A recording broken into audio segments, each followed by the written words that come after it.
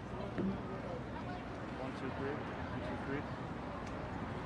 1, 2, 3. 1, 2, 3. Hi, my name is Muhammad Kamari. Audio check. Audio check. Check 1, 2. Hello! If anybody has extra binder clips or a hair clip stuff that they don't need at this moment, please give it to me. I will give it back. I need to secure some papers. Thank you.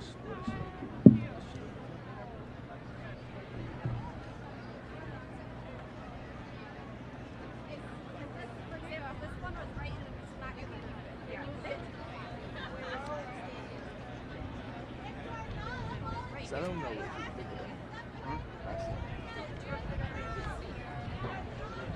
It's just hooks. Can we take the banner down? Excuse me, can we take the banner down?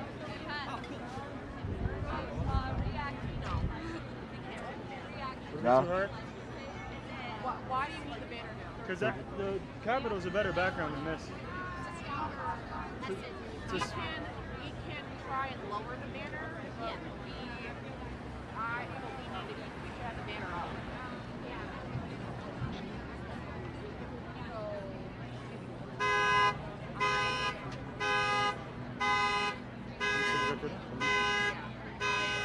معك المايك ولا لا؟ غنم ممكن تهات لي المايك؟ ايدك ده. At the moment, my most important part is figuring out what are you understand that I'm not getting just Is there?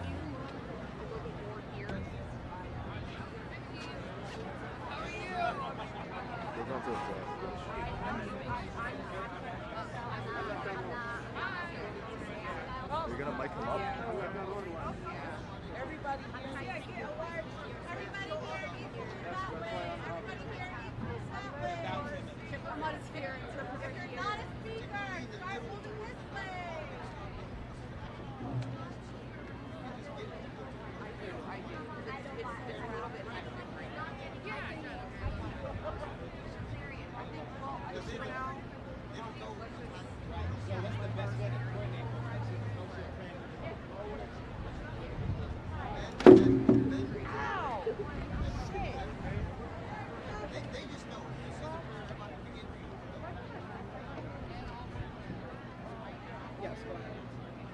Go ahead.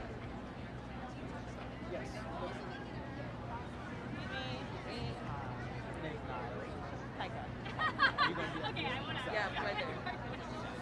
The sound apparently isn't reaching towards the back. Mic check, mic check. That's why I was trying to figure out who to talk. So do you know who I talk to? Okay. Hi, my name's Niall. We'll be MC. I was told that I was trying to get to that before we got right into this. Yeah.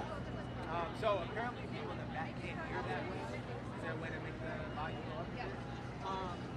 We'll continue to push it. But part of the problem is Mic check, mic check, mic check, mic check. When we put, like, Mic check, mic check, mic check. Bust دلوقتي. Go. The way you It was guys on are mute. is Try you're again. speaking- Look. you're speaking really Mic loud, check. And I can pull the gain down. Mic check, the volume mic up check. and get it much louder. If 1, 2, 3, 4. Mic check. yes. Okay. Yeah. Okay. One of our speakers has a issue with their voice, so just a heads up. Yeah. I mean, like. Mic check, 1, 2, 3, Do 4. whatever you can, yeah. Mic check. Mic check, 1, 2, 3, 4. That's the Hello, one thing that, hello, that hello. we can do to help. And as people are like, most of the speaking that's happening now has been like announcement, so I haven't been able to like push it. So we'll keep at it. But there is a point at which it's just our sound system's not big enough. Yeah, no, it was Yeah. on rock. Just wanted to check in early. Yeah. Yeah, we know each other, and then if anything from us, let us know. Cool. Do you?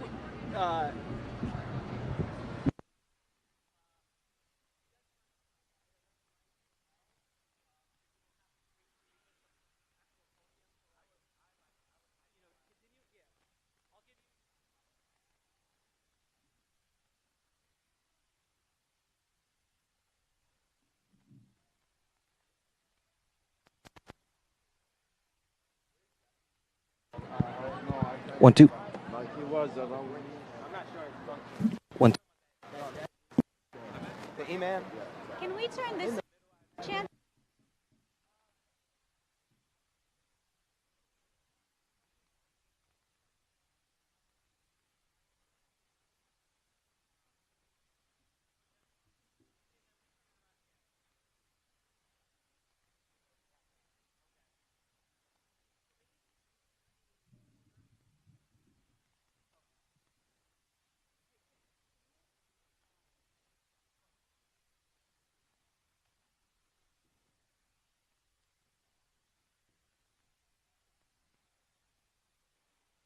1, 2.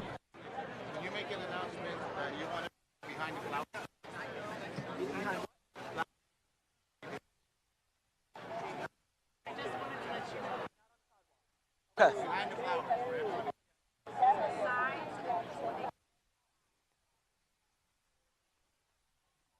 Check, check.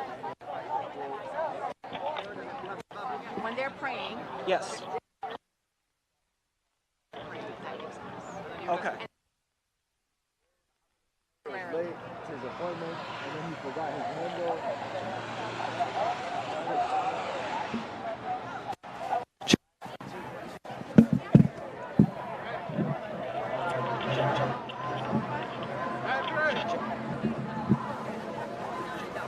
I know.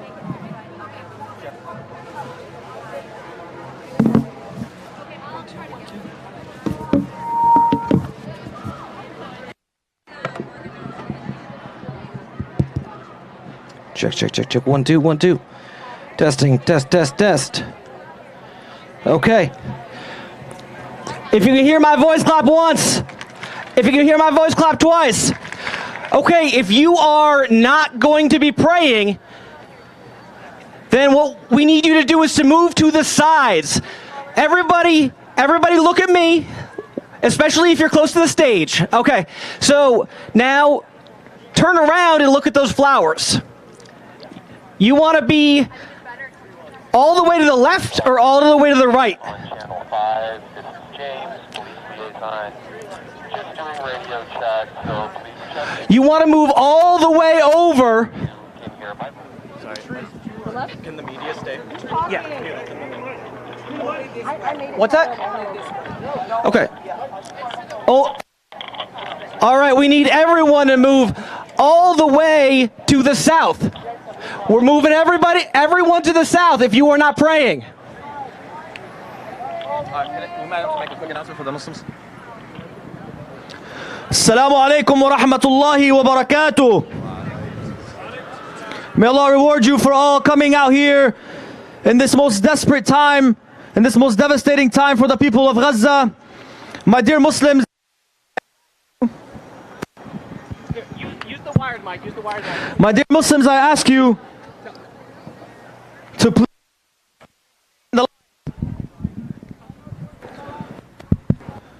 I ask you to please maintain the lines. The sisters, you have all the room you need. And if you need more rows, you could add more rows to the back, please. If you are not praying, please exit from this prayer area so that we can make space for the prayers. The brothers, you can continue moving all the way down this area on the lawn to my right and fill that space. Sisters, likewise, feel free to fill up those areas behind you so that we can make the most of the space that we have, inshallah. Imam Umar is here and ready to deliver the khutbah, inshallah. He wants that in the back.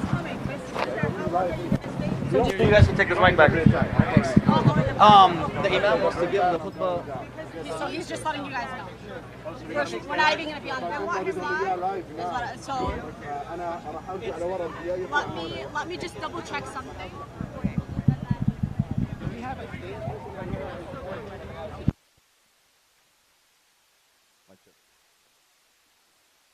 Try this one. Does his wireless?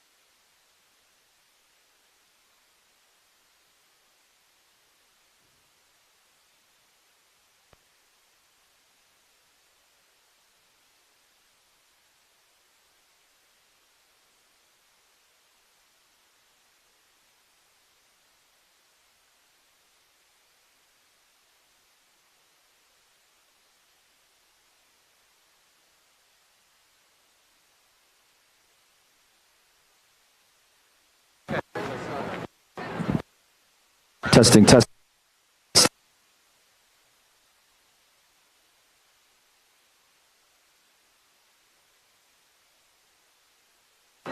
Yeah. It's not working. Hold on, let me try. Let me.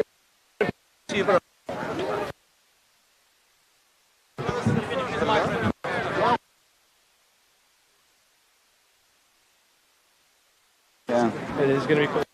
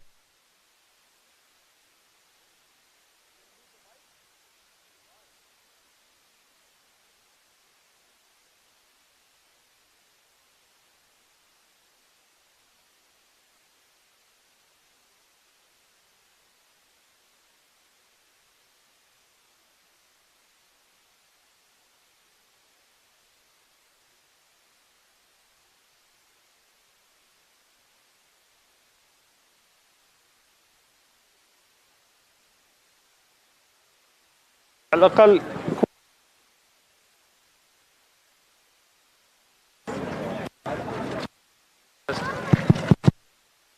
بسم الله السلام عليكم بسم الله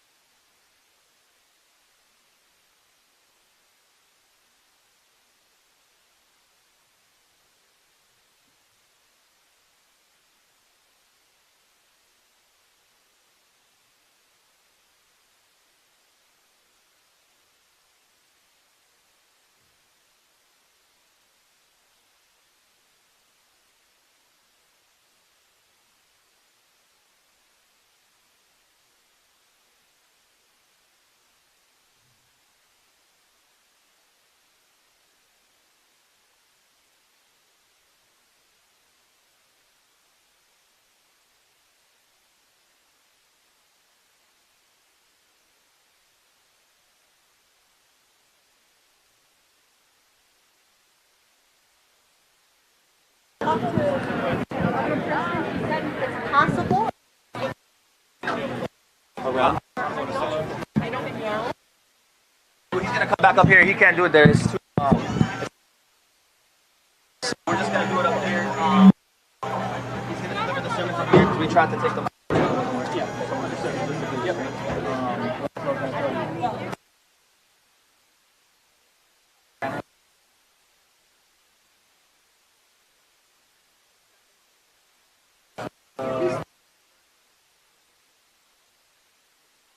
They want the backup. Yeah.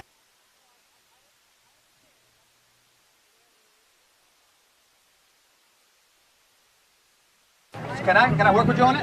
Can I help you?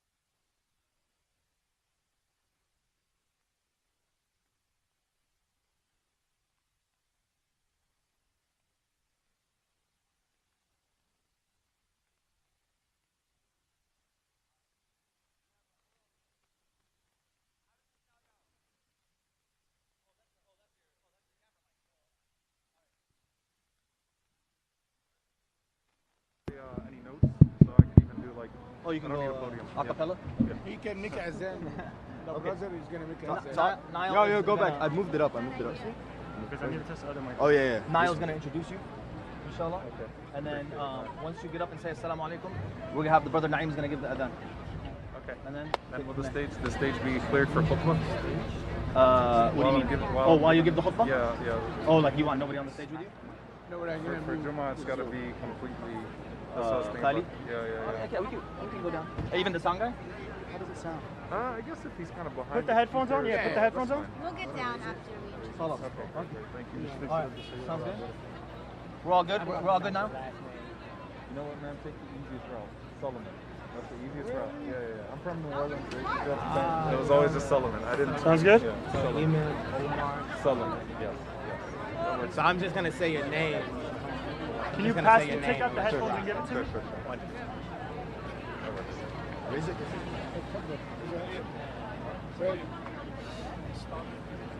Yeah. Okay. And when I need Salah, I'll leave from down there? Yes, sir. Okay. So when I come down, say Salah, I'm going to go back on that thing. Exactly. So elevator down and then Paige, some water? Is there some water down there? Never had an elevator for the number of 2 We got some water here too, ma'am, if you need it. Take a sip real quick. Testing. I don't think this is working. We're all getting down. Yeah. No. Well, you need the mic. Testing.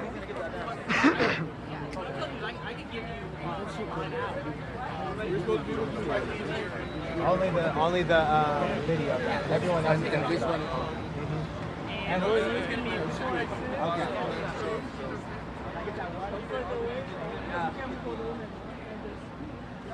This isn't working. You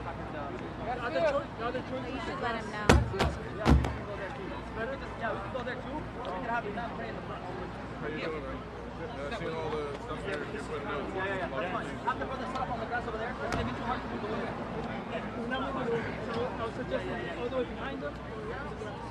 Yeah, you can go on the grass over there or over here on this grass. This isn't working.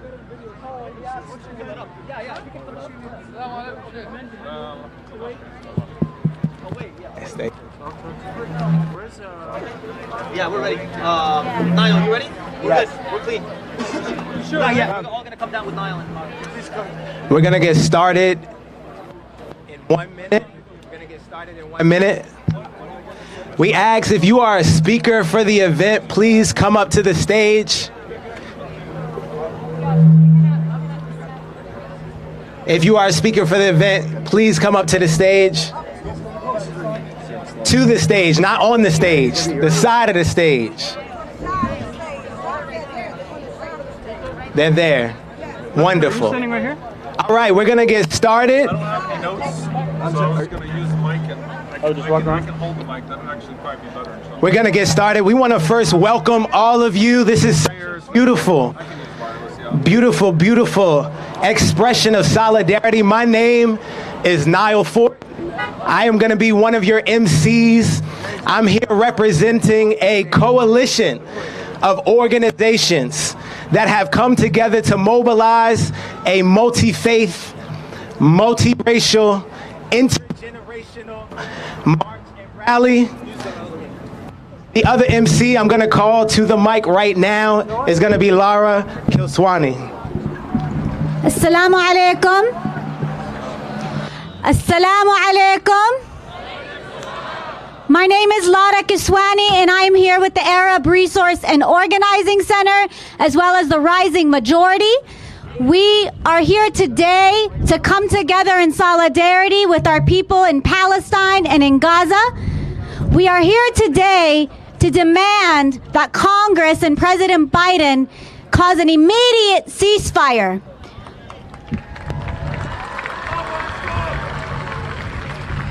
We are here today to demand the entrance of all humanitarian aid to Gaza.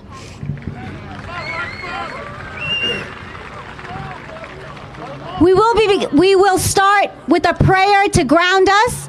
Again, we ask that everybody who is not participating in the prayer to move to the left and right sides. After the prayer, we will have our program where we will engage and hear from different speakers from the multiracial coalition that has brought this together. And we will march We will march to make our voices heard so that people from here to Palestine know that the people in the United States say no to war, say no to genocide, and an immediate ceasefire now. All right. Before we bring up the imam to have prayer, the call to prayer, I do want to give just a few agreements. That means that we are here and we're going to keep each other safe, all right?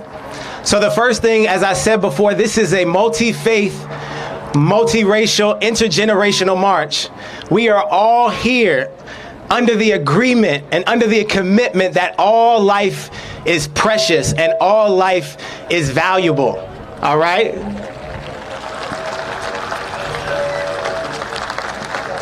We also are going to agree that we are going to practice strategic nonviolence.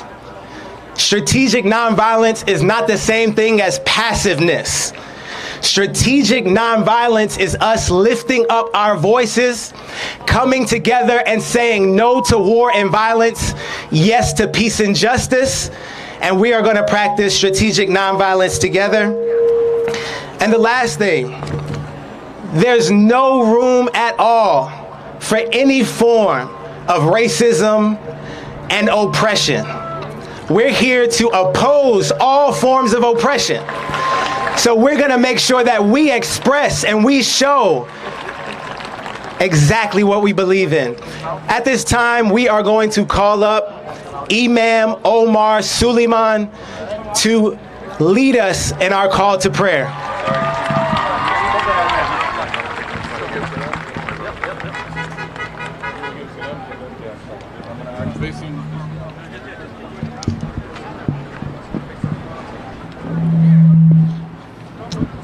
Assalamu alaikum. Before I officially start the Jum'ah, I want to remind everyone that it is Jum'ah. It's a khutbah. So please do not chant takbirat. Please do not engage except in the same way that you would in the masjid, inshallah ta'ala. At the end of the day, we're here to fulfill first and foremost the fard. So please do respect the sanctity of the prayer. And all of you that are here, inshallah ta'ala, we're going to proceed in the same way that we would in the masjid, inshallah. And we want to thank all of those that came from other communities to be here. And we thank everyone for their cooperation. I have a chair. Assalamu alaikum wa rahmatullahi wa barakatuh. Allahu Akbar, Allahu Akbar. Allahu Akbar, Allahu Akbar. أشهد أن لا إله إلا الله. أشهد أن لا إله إلا الله. أشهد أن محمد رسول الله. أشهد أن محمد رسول الله. حي على الصلاة.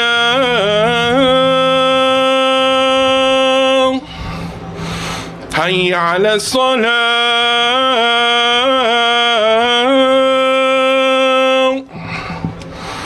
حي على الفلاح.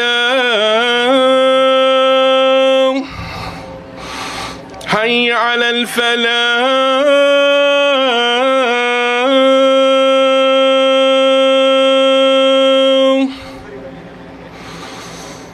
الله أكبر،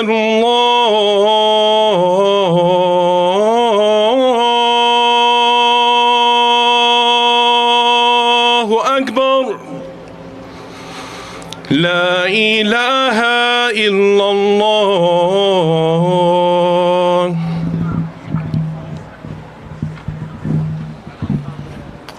بسم الله الرحمن الرحيم. الحمد لله رب العالمين. ولا عدوان إلا على الظالمين والعاقبة للمتقين اللهم صل وسلم وبارك على عبدك ورسولك محمد صلى الله عليه وسلم وعلى آله وصحبه وسلم تسليما كثيرا يا أيها الذين آمنوا اتقوا الله حق تقاته ولا تموتن إلا وأنتم مسلمون يا أيها الناس اتقوا ربكم الذي خلقكم من نفس واحدة وخلق منها زوجها وبث منهما رجالا كثيرا ونساء واتقوا الله الذي تساءلون به والأرحام إن الله كان عليكم رقيبا يا أيها الذين آمنوا اتقوا الله وقولوا قولا سديدا يصلح لكم أعمالكم ويغفر لكم ذنوبكم ومن يطع الله ورسوله فقد فاز فوزا عظيما ثم أما بعد. We begin as we always do by praising Allah subhanahu wa ta'ala, by praising our Lord and bearing witness that Muhammad is his final prophet and messenger. And we ask him to send his peace and blessings upon his prophet Muhammad, all of the prophets that came before him, his family and companions that served alongside him, and those that follow in their blessed path until the day of judgment. And we ask Allah that he may count us amongst them. Allahumma ameen. Dear brothers and sisters, there is a concept in our faith of being a witness to something. And everyone bears witness in different ways.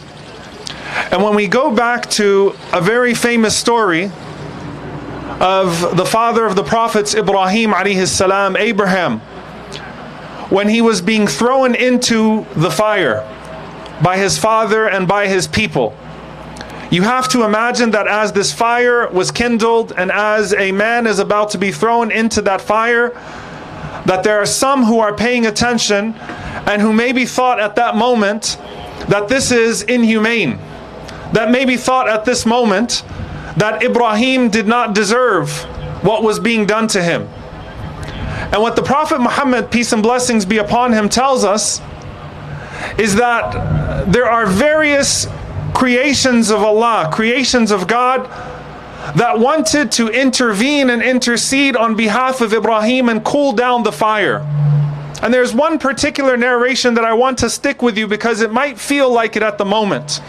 The Prophet Muhammad, peace be upon him, said that as the angels wanted to intercede with that fire, as the heavens and the earth are bearing witness and the various creations are bearing witness, that there are frogs that wanted to carry whatever water they could in their mouths and go to the fire and extinguish the fire with that water. All of you have seen the size of a frog, and all of you have heard of the size of the fire that Abraham was to be thrown into. But even they as witnesses were inspired, guided by their Creator to find a way to try to put out the fire. But of course the Creator, Allah, had a plan himself, which was to make the fire cool and peaceful on Ibrahim. But I want you to think about the difference between those frogs that saw a huge fire in front of them and wanted to extinguish a fire to save this one man, a special man, the friend of Allah, Ibrahim alayhi salam.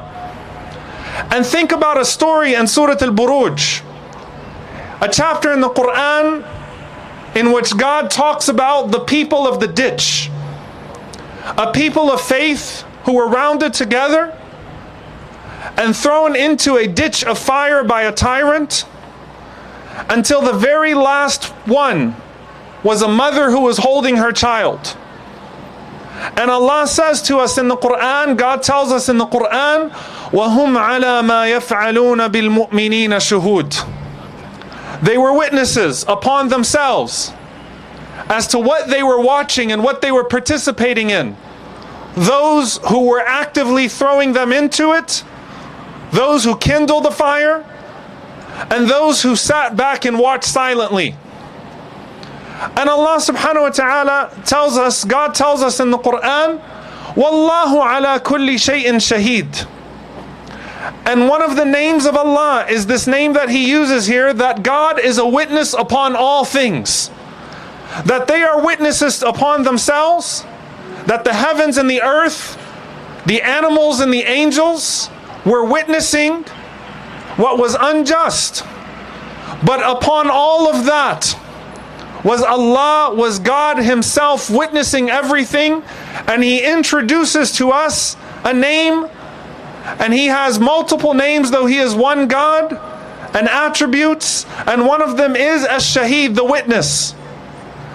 And of the implications of Him being the witness is that He witnesses everything on the heavens and the earth, everything that is hidden and made public, everything that is disputed and agreed upon, that which is concealed in the depths of our hearts, and that which is as obvious to us as the trees in our midst. He is a witness of all of that. And He is a witness when people fabricate lies and then murder in the name of those fabrications. And He is a witness to those who do what they can to establish truth even when they are surrounded by falsehood. And on the day of judgment, He is a witness for the one who has no other witness but Him. And that is one of the most profound things that we learn from our tradition, that He is Ash-Shaheed, He is the witness. And on the day of judgment, there will be people who have no one to witness for them. And if He is their only witness, that will be sufficient. And on that day, people will be called forth as witnesses.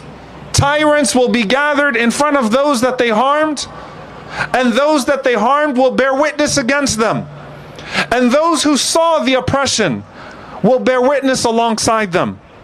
When the Prophet Muhammad, peace be upon him, said that Nuh alayhi salam, that Noah, peace be upon him, is brought forth, and that this ummah is brought forth to bear witness on behalf of Nuh alayhi salam, because we have a trustworthy messenger. We know that Noah conveyed the message to his people. And we have the faculties that Allah has given to us, the faculties that God has given to us. We know what we are watching, and we bear witness with our eyes and our ears and our hearts, not just to His oneness, but to the aggressions and transgressions that are done that He did not sanction. And one of the names of those that are martyred, in fact, the word that we use is Ash-Shaheed, the witness. Why? Because those children and those that are shuhada, they witness the generosity of Allah, the generosity of God, the promise of God at the first strike, at the first moment that their souls leave this body. Even if a cruel punishment was carried out like that of the Pharaoh against his wife, they witness the paradise and the comfort and the compassion and the honor of their Lord when they depart from this world. And the Prophet Muhammad, peace be upon him, said, Antum shuhada'ullahi fil ard, that when someone passes away, you are the witnesses of God on this earth. You witness whether or not they were people who brought ease and comfort and welfare to everyone around them. And you witness as well if they were people who brought harm to everyone that was around them. Antum shuhada'ullahi fil ard. You're all witnesses. And finally, Allah tells us in the Quran, God tells us, Ya ayyuha alladhina amanu kunu qawwamina lillah shuhada bil qist. O you who believe, stand firmly for your Lord and be witnesses to justice. Be witnesses to justice. وَلَا يَجْرِمَنَّكُمْ شَنَآنُ قَوْمٍ عَلَىٰ أَلَّا تَعْدِلُوا. And do not let your dislike for a people, your hatred for a people, swerve you to injustice, lead you to be unjust with them. وَاتَّقُوا اللَّهِ. Be mindful of your Lord. Allah loves those who are God conscious, who stand firm upon His way and stand firm with the measure of justice that He has sent us with. Dear brothers and sisters, we are witnessing before our eyes the slaughter of thousands of people, a genocide on our screens. Many of us may have lived in the genocide in Bosnia, Srebrenica, when things showed on a TV screen or in a newspaper column. But never have we witnessed a genocide at this rate that we are exposed to at this rate. That some of you have been glued to a cell phone, have been glued to your computer screens, and so many of us have been watching every single moment, hours and hours a day, as innocent people, as children are pulled from under the rubble with weapons that we pay for against our will, that are sanctioned from here, that go to kill them. And we can't even keep up with the death toll. We are witnesses to the cruelty that has been inflicted upon our brothers and sisters in Palestine on a regular basis. We are witnesses to the cruelty of occupation, witnesses to the cruelty of apartheid. Some of you closer than others. We have people in this community that have lost 40, 45 members of their family. Every single generation of their family wiped out. We have people whose siblings, whose parents, whose children, whose spouses that are amongst us here in the United States have witnessed that massive cruelty, have witnessed it personally, and will be calling their family members in Gaza, calling their family members in Palestine, even though they know that they're dead because it's instinctive. We are all witnesses to the lies that have been told by the Israeli PR machine that always throws us into confusion and distracts people in public debate about which civilians they killed, about the mechanisms and methods that they use to inflict that cruelty. But by the time we finish this prayer, the death toll would have been even higher, because the airstrikes have not stopped. We are witnesses to the starvation, witnesses to 2023, where people can have water stripped from them, power and fuel taken away from them, crimes against humanity committed against them, while their humanity is called into question in our midst. All of you are witnesses. You have seen it. And I want you to take a step back, and I want you to ask yourself, when you read the story of Ibrahim being thrown into a fire unjustly, when you read the story of the people of a ditch, and indeed the people of Gaza are dealing with all sorts of torture, not one form of cruelty, but compounded cruelty, various forms of torture. When you see that, think of yourself as the frog that is trying to carry that water and put out the fire. I know it feels overwhelming. It feels like we don't have enough people to overcome the lies, the fabrications, and the aggression that is being inflicted against our brothers and sisters.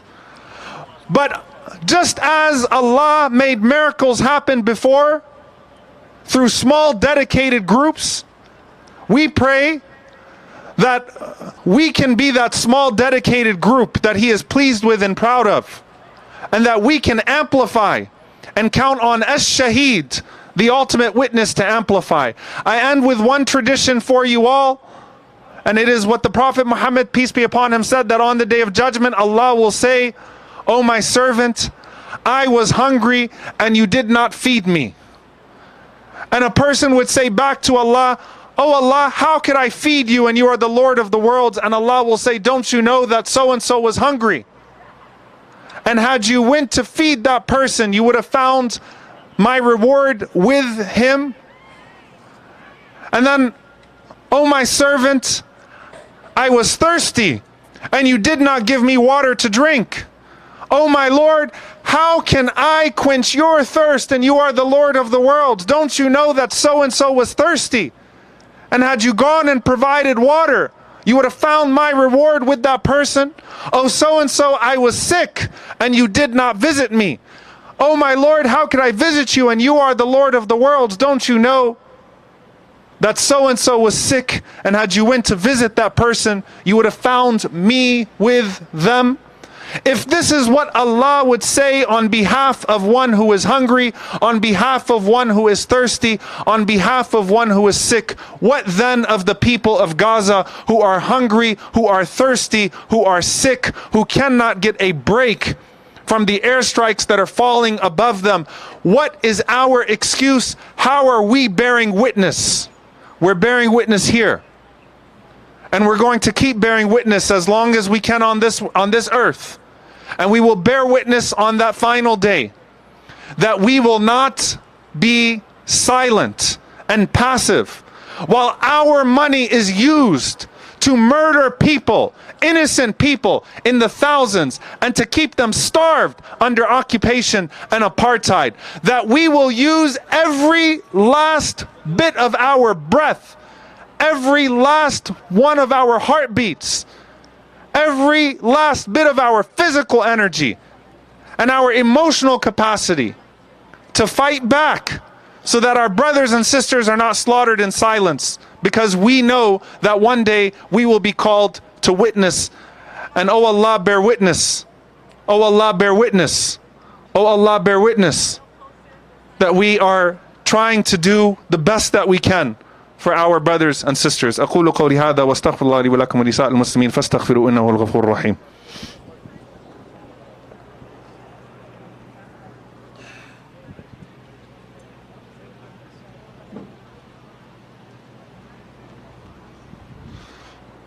الحمد لله رب العالمين والصلاة والسلام على رسوله الكريم وعلى آله وصحبه أجمعين. ربنا لا تؤاخذنا إن نسينا أو أخطأنا، ربنا ولا تحمل علينا إصرا كما حملته على الذين من قبلنا، ربنا ولا تحملنا ما لا طاقة لنا به، واعف عنا واغفر لنا وارحمنا أنت مولانا فانصرنا على القوم الكافرين.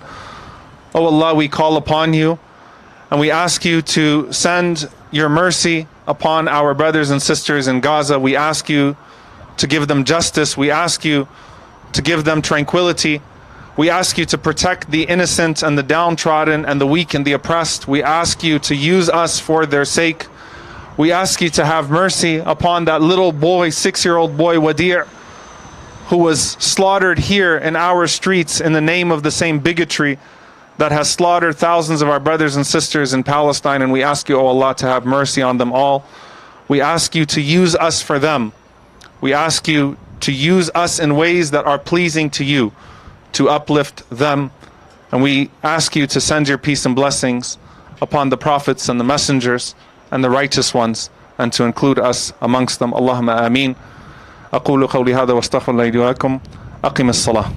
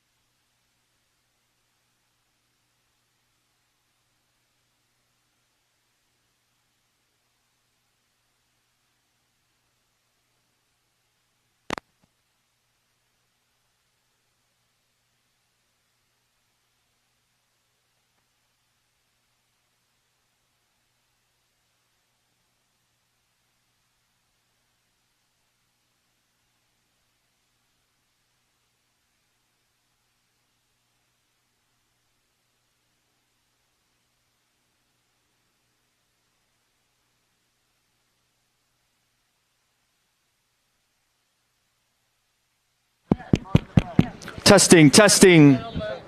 Where's Naeem? Is it 1? Yeah, 1 more minute. We're going to go live. We have a whole bunch of people waiting for you. Brother, there's more room here. There's one in the back. Right there, brother. Right there, please. What time does 2 more minutes. You did a perfect job. What is yours? Brother, go to the side. There is a space inside. At least we make a straight line. Please. Straight line. Please try your best to straighten up your lines as much as you can. Please straighten up your lines as much as you can. Move it far. Move it far. Park. You're gonna go back. Move it. Back up. Dolly, y'all come up a little bit. Left. Who's this is great?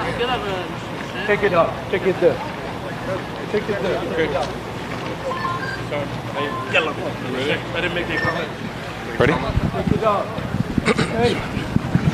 الله أكبر الله أكبر الله أكبر الله أكبر أشهد أن لا إله إلا الله أشهد أن لا إله إلا الله أشهد أن محمدا رسول الله أشهد أن محمدا رسول الله حي على الصلاة حي على الصلاة حي على الفلاح حي على الفلاح قد قامت الصلاة قد قامت الصلاة الله أكبر الله أكبر لا إله إلا الله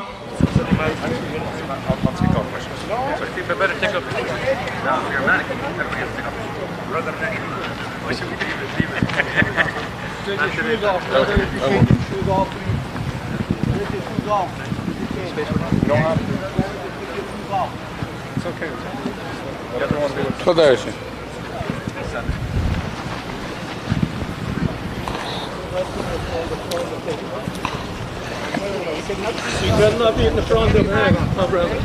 If you guys want, if you want.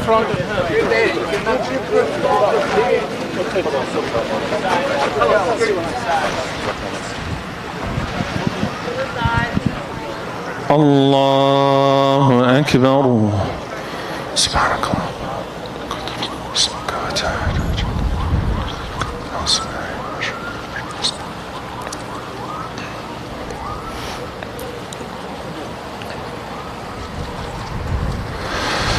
الحمد لله رب العالمين الرحمن الرحيم مالك يوم الدين إياك نعبد وإياك نستعين اهدنا الصراط المستقيم صراط الذين أنعمت عليهم غير المغضوب عليهم ولا الضالين آمين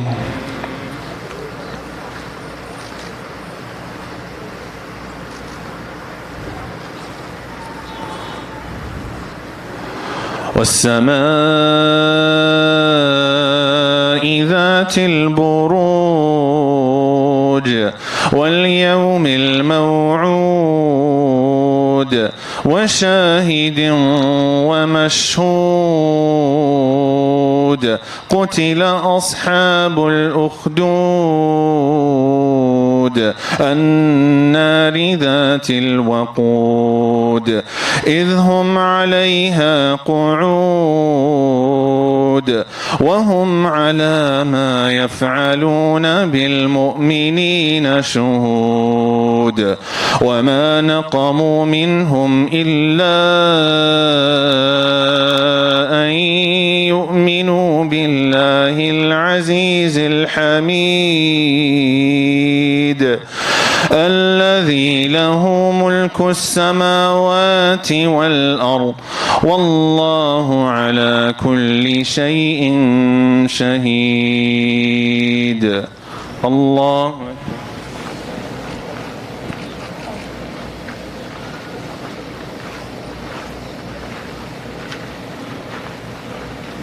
سمع الله لمن حمده الله أكبر.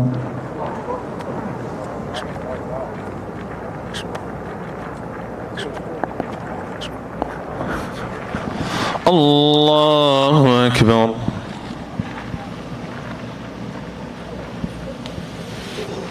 الله أكبر.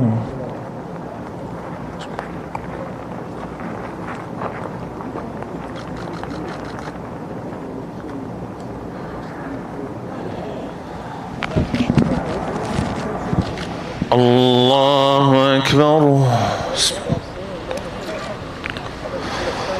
الحمد لله رب العالمين الرحمن الرحيم مالك يوم الدين إياك نعبد وإياك نستعين اهدنا الصراط المستقيم صراط الذين أنعمت عليهم غير المغضوب عليهم ولا الضالين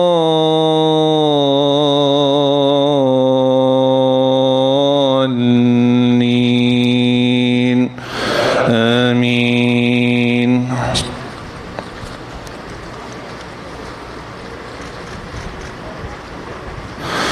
إن الذين فتنوا المؤمنين والمؤمنات ثم لم يتوبوا فلهم عذاب جهنم ولهم عذاب الحريق. إن الذين آمنوا وعملوا الصالحات لهم جنات تجري من تحتها الأنهار ذلك الفوز الكبير. إن بطش ربك لشديد إنه هو يبدئ ويعيد وهو الغفور الودود ذو العرش المجيد فعال لما يريد. هل أتاك حديث الجنود فرعون وثمود بل الذين كفروا في تكذيب والله من ورائهم محيط بل هو قرآن مجيد في لوح محفوظ. الله أكبر.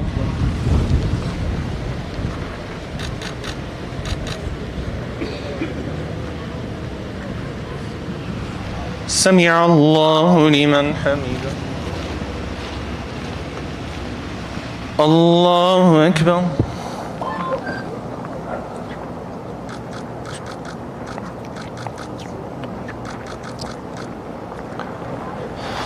الله أكبر.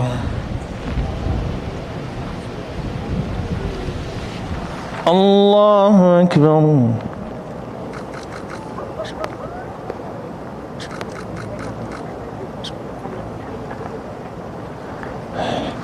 الله أكبر.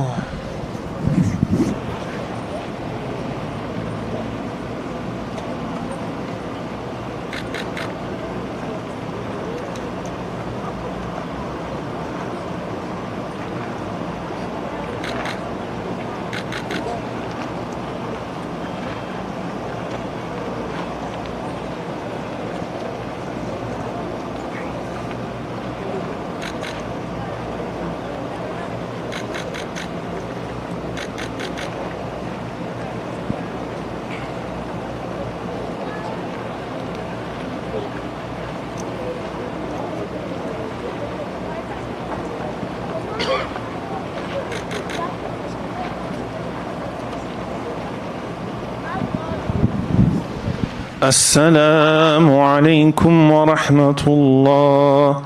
السلام عليكم ورحمة الله.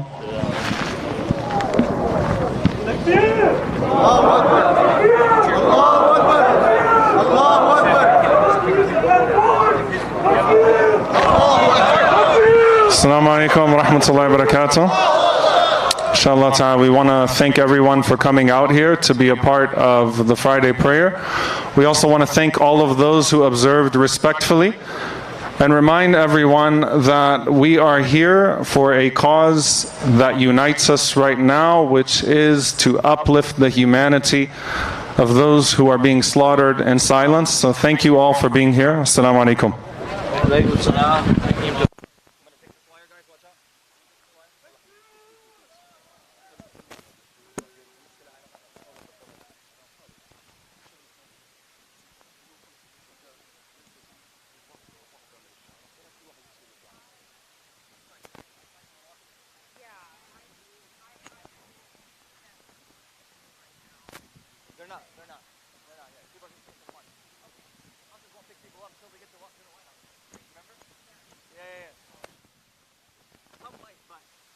Check, check, check. Okay, can you do me a favor? I know that you can stand here. Can you actually stand over there?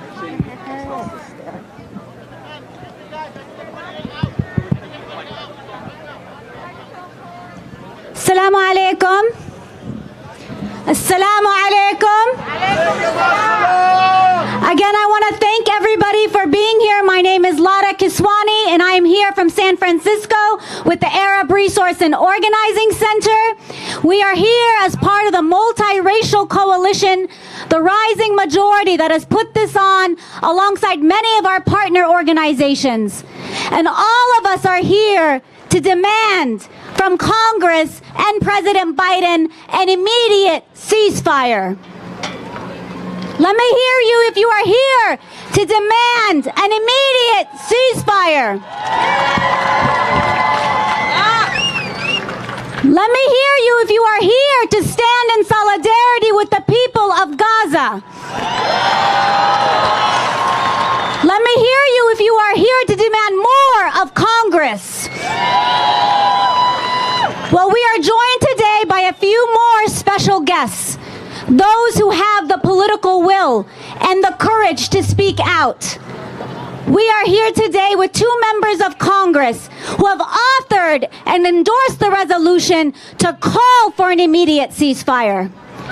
We are here as rising majority to offer our solidarity with those in Congress who dare to speak up and stand on the right side of history.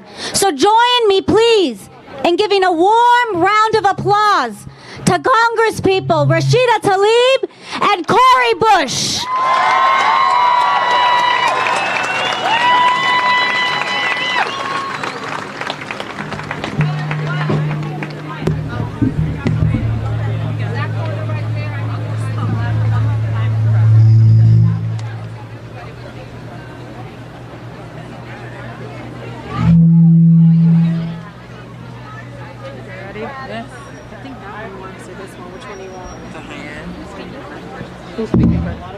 Are you speaking together?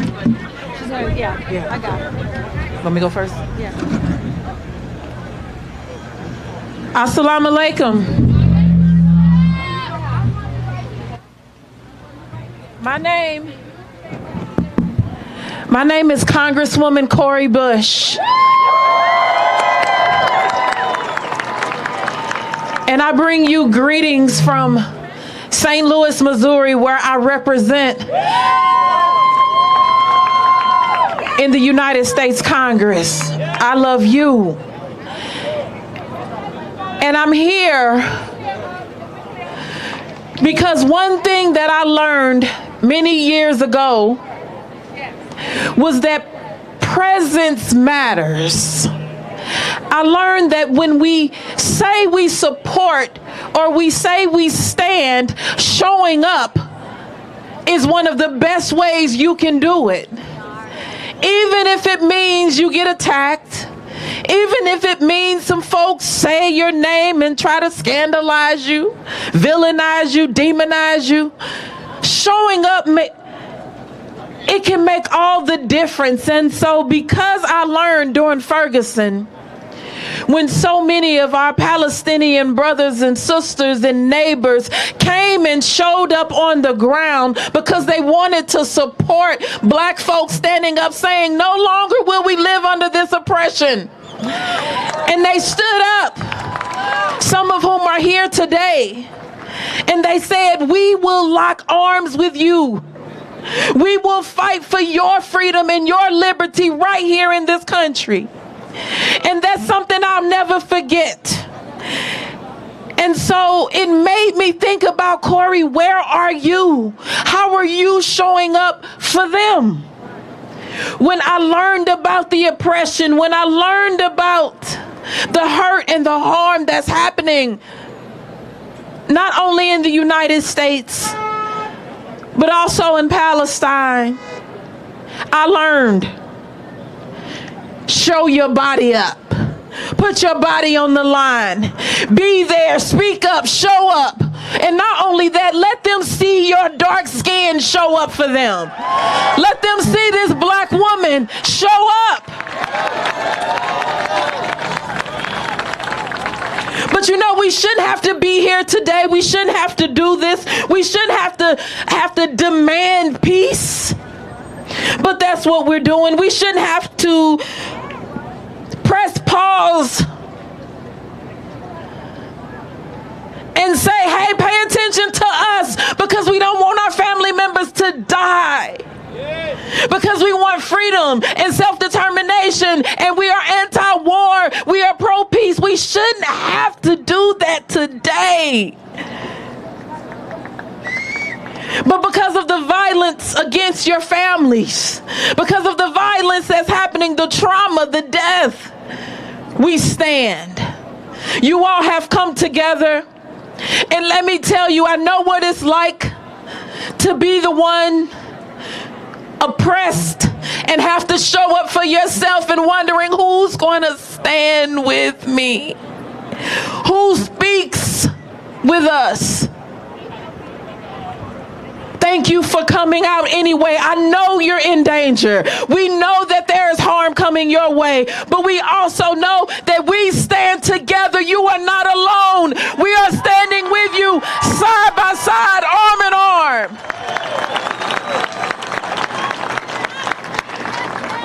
We're daring to take this tougher course of humanity and peace over that easier course of hatred and violence. We are here to affirm that you matter, your life matters, your legacy matters, your land matters, your family matters. All of it. We're out here demanding that the world and our government refuse to turn a blind eye to the collective punishment against Palestinians that has been happening over the last several days. We're out here showing that we are consistent in our love for all of humanity. All meaning all of humanity. So we are calling for an end to the violence. We are calling out here for a ceasefire. Ceasefire now. Ceasefire now. Ceasefire now. And as I think about it, we are a strong and a powerful multiracial, multi-faith, anti-war, multi-generational coalition that's out here. So know that you have support, regardless of what they're saying. And I know last night we heard from the administration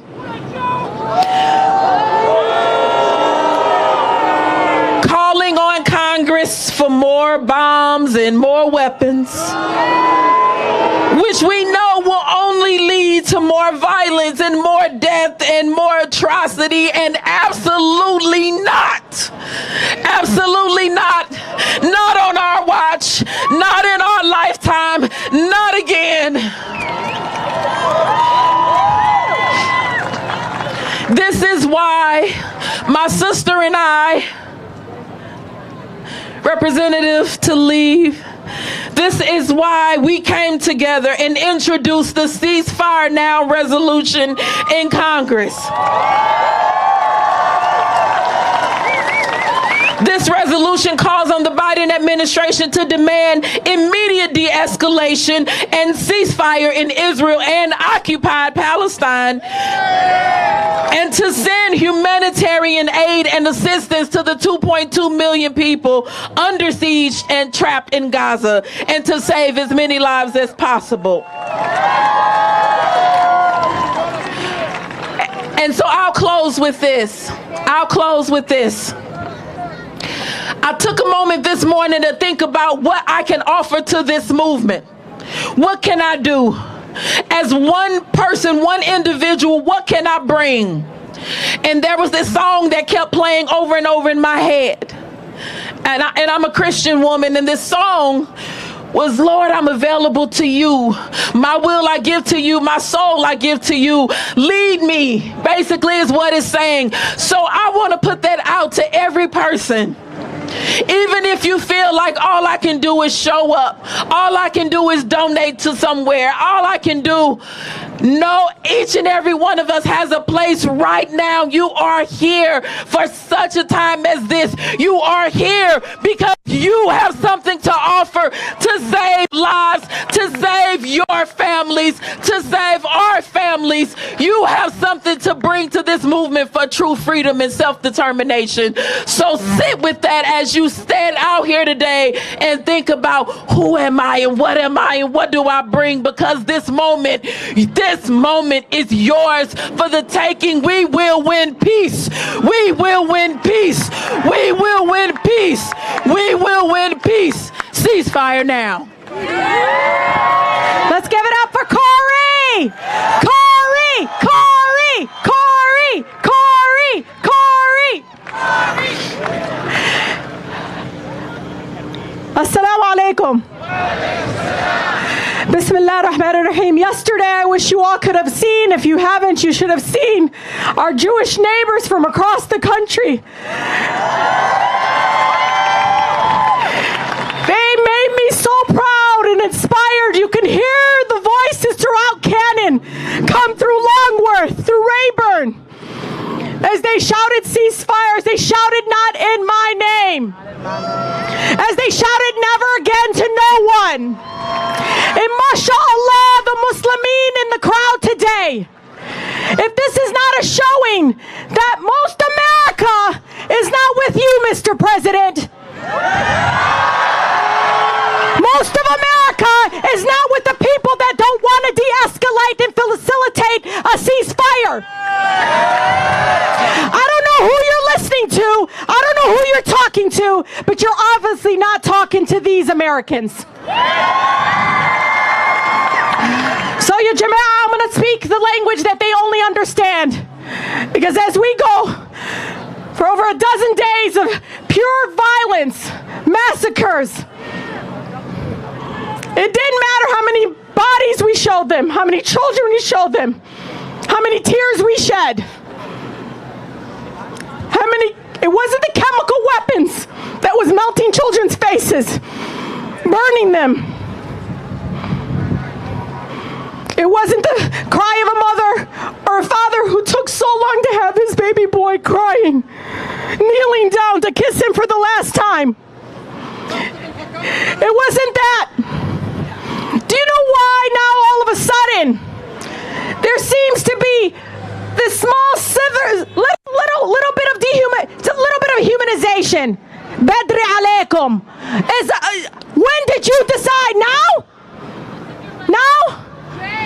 After a man mutilated 26 times a 6-year-old body. We kept telling you, be careful. Stop equating this type of violence with the whole faith and the whole people. You didn't listen. Do you know when they started listening? Is when I told them, I just want you to know, Michigan is an important state where I come from. I'm going to speak their language. Come on, I want you to be honest with me, because it doesn't matter how many bodies. It don't matter how many are dying from a war crime. committed. The answer to war crimes is not more crimes, ya jama'ah. It's not how it works. You want to end the cycle of poverty? Be honest. Be truth tellers. Tell the truth. I'm going to speak the language. Mr. President, Michigan is an important state for you. So is Pennsylvania and so is Georgia. And guess what, Mr. President? We will not forget when we were mourning and crying and begging our country to stop the violence. It was silence. It was memos shredded. Don't say de-escalate. Don't say stop the violence. Don't say, hey, apartheid Israel, you gotta stop. This is a war crime. You're not following international human rights. No one spoke up. The genocide that is happening right now, as people are staying silent, is the true essence of how we're all feeling. This is exactly what they're telling us who they are. And so when I have residents calling me, telling me, Rashida, the previous president wanted to ban us and probably put us in concentration camps. This one wants us just to die. That's how it feels. Shame on them. Shame on them. How many? I want you guys all to shout where you're from. What states are you from? Shout it. Shout what state you are. We are from all over the country, just like yesterday. Amazing, incredible Jewish neighbors coming together from all around. This is how we got to talk to them. And it sickens my heart that this is how I have to talk to them. Not the bodies, not the bombing of schools or hospitals, not the fact that people are literally with no water. No, they don't care. They literally are being paralyzed. Who are they listening to? You know what I read today? MashaAllah, this is amazing. I am actually like, who do I send this to with the administration? Who are they listening to? When I read 80% of Democrats support a ceasefire. 57% of independents support a ceasefire. We have to talk their talk, ya jama'ah. You want to save lives with me? This is the way you talk to them. Guess how many Republicans? 56% of Republicans want a ceasefire. So if I have to show them in numbers, we're not going to sit back. Every child that died in Gaza, I'm going to multiply it by hundreds to show up. And if we show up, I don't care. We'll vote for drain commissioner. We'll vote for a city council person. We'll vote for a state representative that sees us and stands with us. We'll vote for Cori Bush. We'll vote for people like that stood with us. But guess what? We're going to remember. And maybe we don't want to vote for either the people that want to ban us or the people that want to literally sit silent while a genocide happens. That's the way we have to speak. Allah yarhamhim. Allah yarhamhim kulhim. But they forget, I'm an American, but dammi Palestini. Allah yahmiha, my city. Allah yahmiha. I want my sister to live in a free Palestine before she dies. I want her to walk and pick her olives in a free Palestine. I want her to eat the warm tea, the figs as she opens it on her land and puts it in her mouth in a free Palestine. And ya jama'ah, the way we do it, we're not going to stay home. Oh no. We're going to show them we're here. We vote. But guess what? If we skip the top of the ticket, if we feel like the people that want to represent us is going to sit by and allow a genocide to happen, you're not giving us a choice. You're not giving us a choice. So I'm going to always stand on truth. I'm going to always stand in saving lives. How many of you want to save lives? When they sit there yesterday and vilifying my Jewish neighbors that came here to demand. And these are American Jewish communities throughout the country that demand vilifying them, calling them all kinds of names. That's when we speak up and say, what about their voices? And say not in their name and never again. What about us? We showed up and you betrayed us. You've abandoned us. That's how we feel. It shouldn't have took. Would they have to be dead right now and killed? Yani ya Jama'ah 26 times. I'm not going to sit back and I'm not going to fall for the warmonger propaganda. The thing they forget is that all of our communities come from war, from tragedy, for these horrific. When we see that child, we feel it. And it sickens me that nobody else sees the Palestinian people as they die equally as human. We're not disposable. We have a right to live. That's right. We have a right to not have everyone turn their backs on them. And I want my family in Palestine. I wish they can see this. I wish the Gaza children can see this. American people, the American people are not all in support of the genocide. We want you to live just like everyone else. Not all of America is with the Oval Office right now or what Congress is doing. The majority of them want a ceasefire. So wake up. Wake up, members of Congress. Wake up, the president. Wake up. Wake up. It is time now for a ceasefire. I want them to hear you. Ceasefire now. Ceasefire now. Ceasefire now. They can't hear you. Ceasefire now. Ceasefire now. Ceasefire now! Ceasefire now! Ceasefire now! Ceasefire now! Ceasefire now! Ceasefire now! Ceasefire now! Ceasefire now! Ceasefire now! Ceasefire now! Ceasefire now! Ceasefire now!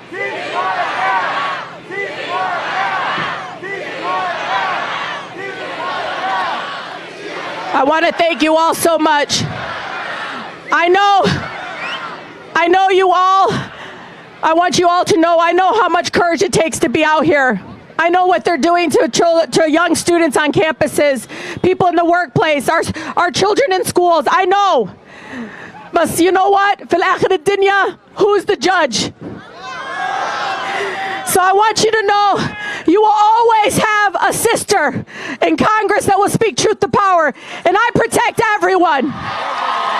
Everyone. Thank you so much. Inshallah, the next convening will be to celebrate a free Palestine.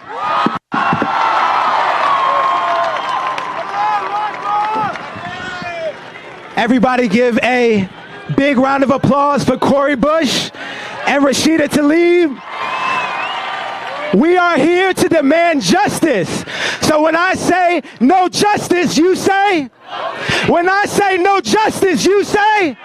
No justice! No justice! No justice! No justice! We're going to call up Maurice Mitchell from the Working Family Party to tell us about this political moment. Welcome, Maurice Mitchell.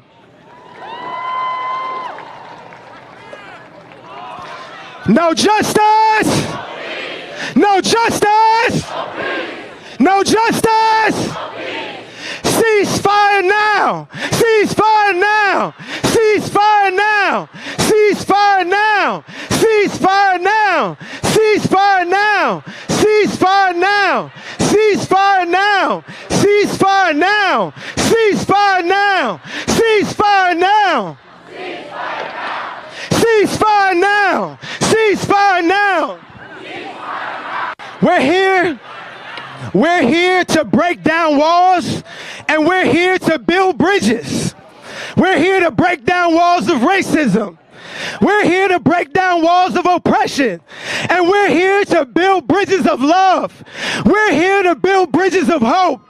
And Maurice Mitchell from the Working Families Party is going to come here and tell us about this political moment. Good afternoon. Good afternoon. My name is Maurice Mitchell. I am the National Director of the Working Families Party, and I'm here to say I am not Israeli or Palestinian, but I'm human.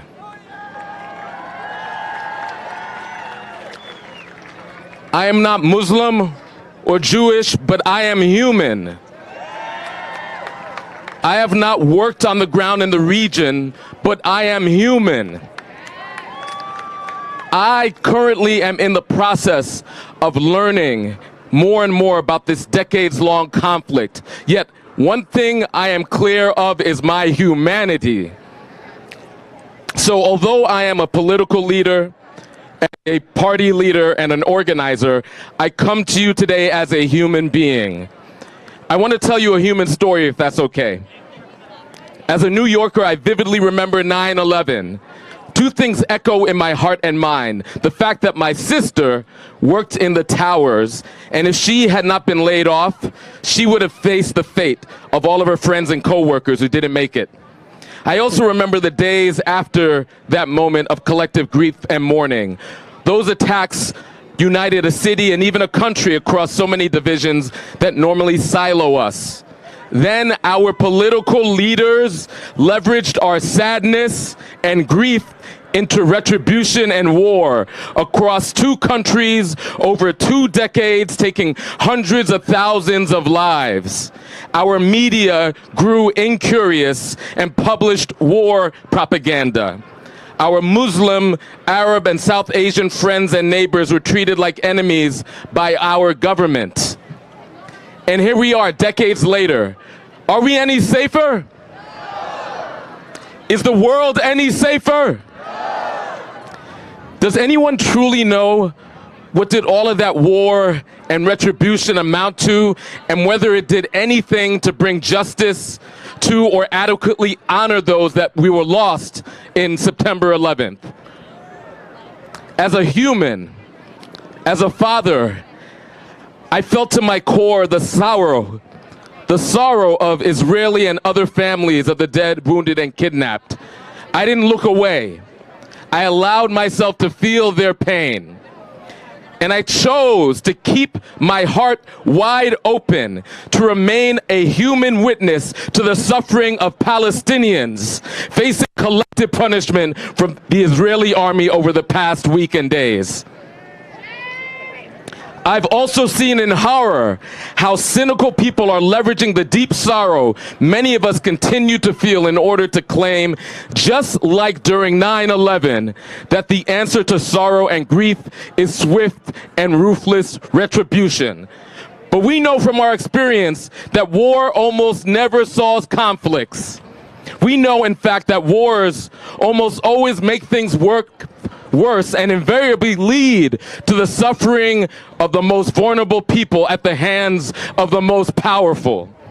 Today, there are people who are claiming that if you stand for Palestinians and believe in the sanctity of Palestinian lives and believe that the lives of every Palestinian is worth saving, that you're somehow standing against the lives of others. That is a lie. Am I right? No. We are standing on the side of humanity. We're choosing to be human in a moment where many seek the most inhumane cause, war. We reject the disgusting dehumanization of Palestinians, the devaluing of Palestinian life, the attempt to silence the voices of Palestinian people, both Palestinian Americans here and Palestinians in Gaza, who simply want to live in dignity and freedom, something that we all want and deserve. We mourn the death of civilians in Palestine under the Israeli government's bombs and siege. We mourn the deaths of Israeli citizens and other citizens killed 12 days ago. And we say no more death. This is our moment to stand on the side of all who mourn and to do our level best to protect and defend as much life as possible. So we say with moral clarity, provide water, aid, and basic needs to the people, to free the hostages, to end the conflict, and to bring a ceasefire now. Fire now. Ceasefire now. Ceasefire now. Thank you so much. Ceasefire now. Ceasefire now. All right, all right, all right. We need everybody on the lawn. We need everybody on the lawn. Remember, one of our community agreements was that we were going to keep each other safe. So we need everybody, if you can, to get on the lawn because we want to make sure that everybody is safe. We're going to have 3 speakers that are going to come up and talk about why we need justice from their faith perspective. There are people in the Christian community, there are people in the Jewish community, and there are people in the Islamic community, and there are people in every faith community who believe and love and believe in justice. So I am here to introduce Reverend Hagler. I am here to introduce Reverend Hagler. And also, after Reverend Hagler, we will have Rabbi Wise and Rabbi Rosenberg. Please greet them with a hand clap. It's good to be here with you today. It's good to be here with you today. My voice has failed me. My voice has failed me. But I've made a vow. But I made a vow. Continue to speak out for justice. To speak out for justice. As long as I have breath. As long as I have breath. As long as we have breath. As long as we have breath. We will speak out. We will speak out. For justice. For justice. Now, we don't want the lie to be told. We don't want the lie to be told. By the media and by politicians. By the media and by politicians. We are here because every life matters. We are here because every life matters. Black lives matter. Black lives matter. Palestinian lives matter. Palestinian lives matter. Muslim lives matter. Muslim lives matter. Jewish life matter. Jewish life matters.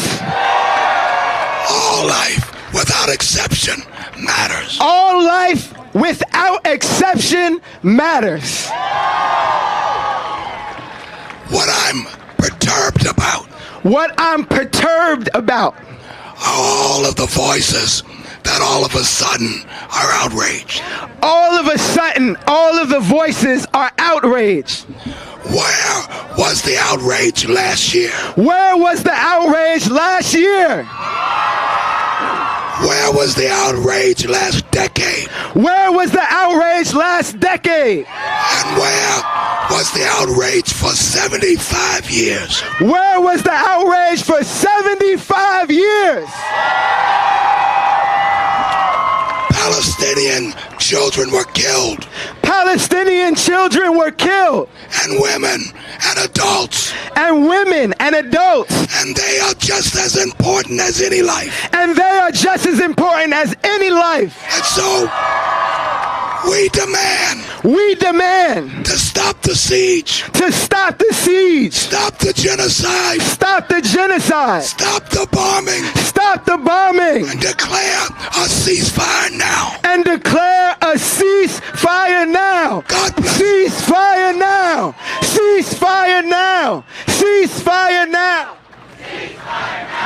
Ceasefire now. Shalom uvracha, peace and blessings. My name is Rabbi Jessica Rosenberg. I'm here with Rabbi Alyssa Wise on behalf of Jewish Voice for Peace and the rising Jewish movement for justice in Palestine.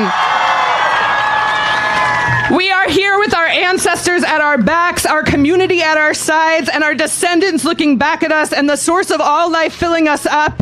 And it is with all that surrounds us and all that holds me up that I say, ceasefire now. Ceasefire now! We say no to genocide against Palestinians. We say never again for anyone. We say there is no peace without justice, and there is no safety for any of us without safety for all of us. Our humanity calls us here, our hearts, our history calls us here, and those who seek to divide us, we will not let them take our histories, our humanities, or our hearts. Jewish tradition teaches about our beloved dead. We say, Zichrona livracha, may their memories be for a blessing. As we tend the wounded and search for the missing and mourn Palestinian and Israeli and all lives lost in this time, I am reminded that this movement here, Dream Defenders, Movement for Black Lives, Black and Brown organizers, and visionary prophets have taught me how to make memory a blessing. We do not have to settle for these death-dealing warmongers, for all that should not have died, for all who have died by war and police and incarceration and occupation, by bombs and displacement. We honor your memories by fighting like hell to end this war. We say your names, we tell your stories, we name the root causes, we work and live to transform the world. 75 years of Palestinian movements for justice have taught me to honor life by organizing and marching until all are free and safe and home. We say now urgently, ceasefire now, and we know that that is not the end. We will keep organizing and marching until the status quo ends, Israeli occupation and apartheid ends, until there is justice and peace speedily in our days. Ken Yehi Ratzon, may it be God's will. I'm going to share with you now the personal words of my heart. If they resonate with you, respond with Amen.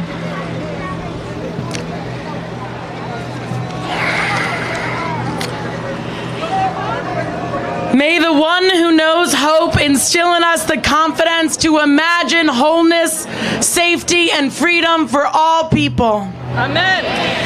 May the one who we need be there for us as we struggle and fight. Amen. May the one who remembers allow us to hold in one hand 75 years of dispossession, and in the other hand, a future of freedom. Amen. May the one who is slow to anger soften our hearts, helping us to put down our fists and our swords, even at the height of the arc of our rage. May the one of possibility remind us that a future of peace is possible. May the one who knows life is precious help us to affirm life is precious. Amen. May the one who grants peace, goodness, blessing, grace, loving kindness, and mercy, Mishasim shalom tova uvracha chen v'chesed v'rachamim. May we be granted now, no matter how undeserving we are. I love you.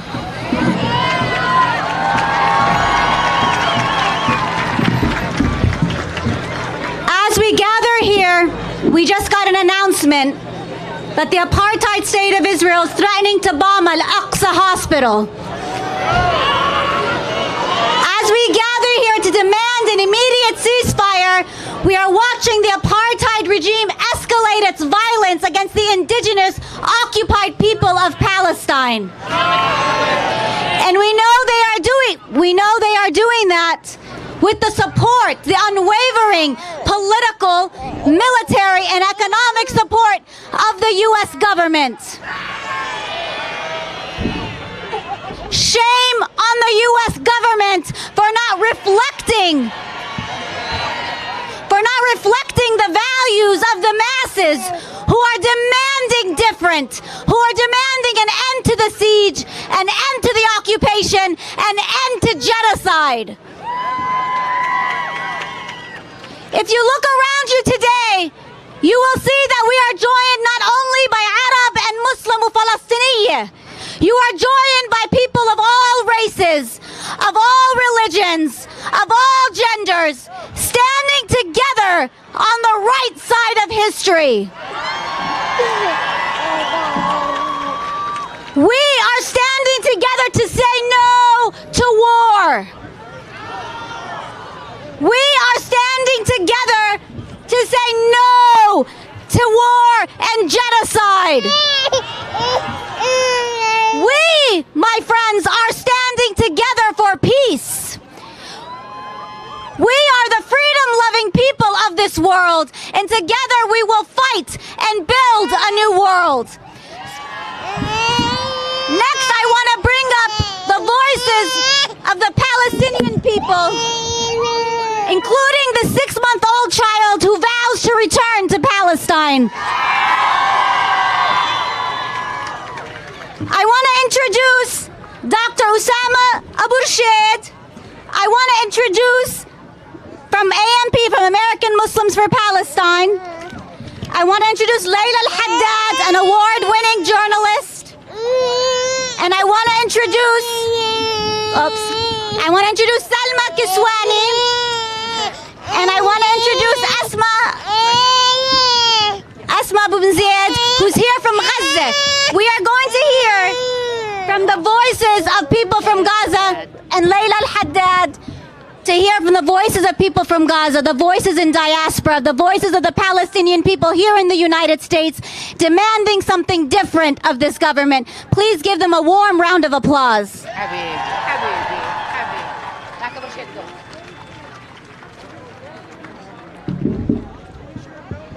Assalamu alaikum. How's everyone? How do you feel? Well, let me tell you this.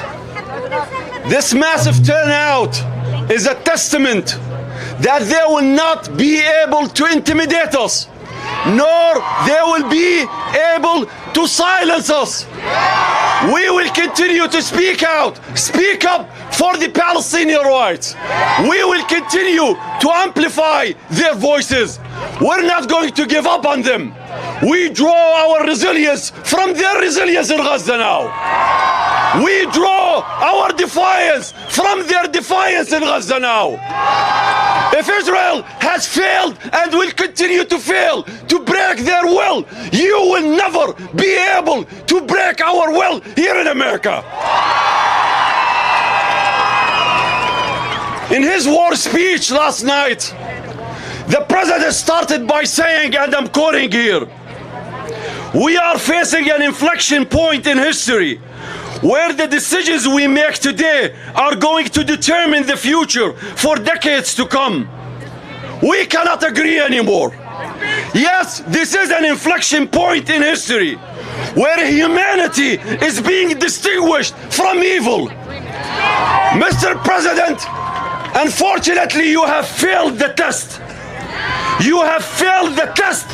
You have lied about your claim and your promise when you came to office that you're coming to restore America's moral authority.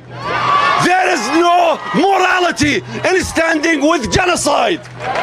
There is no morality in apologizing for genocide. There is no morality in enabling genocide. Mr. President, your attempts to rewrite history are not going to work, and is not going to work. Your lies about wisdom and your own wisdom is not going to fly. You are not a wise person. You are not in a position to give an advice to a criminal government in Israel. Instead of advising them to learn from our mistakes after 9/11, instead of advising them to learn from our lies to invade Iraq in 2003, maybe you should start with yourself and learn from these lies. You're someone who was for the Afghan war.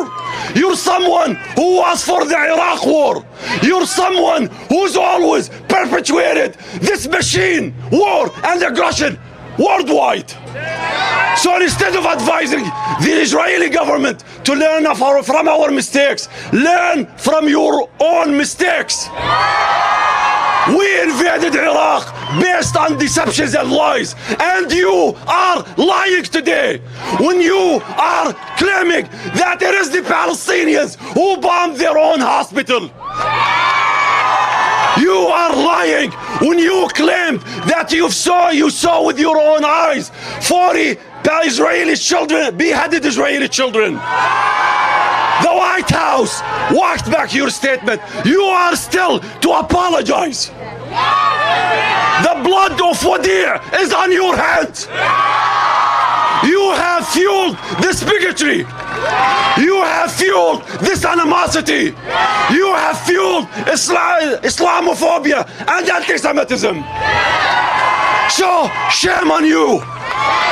Shame on you. We will continue to stand with them, and we will continue to stand against this genocide. And we will continue to hold this dysfunctional Congress that did not convene to serve the American interest, but it's coming together now to serve Israel. Shame on all of you. Shame on all of you. You don't speak for us.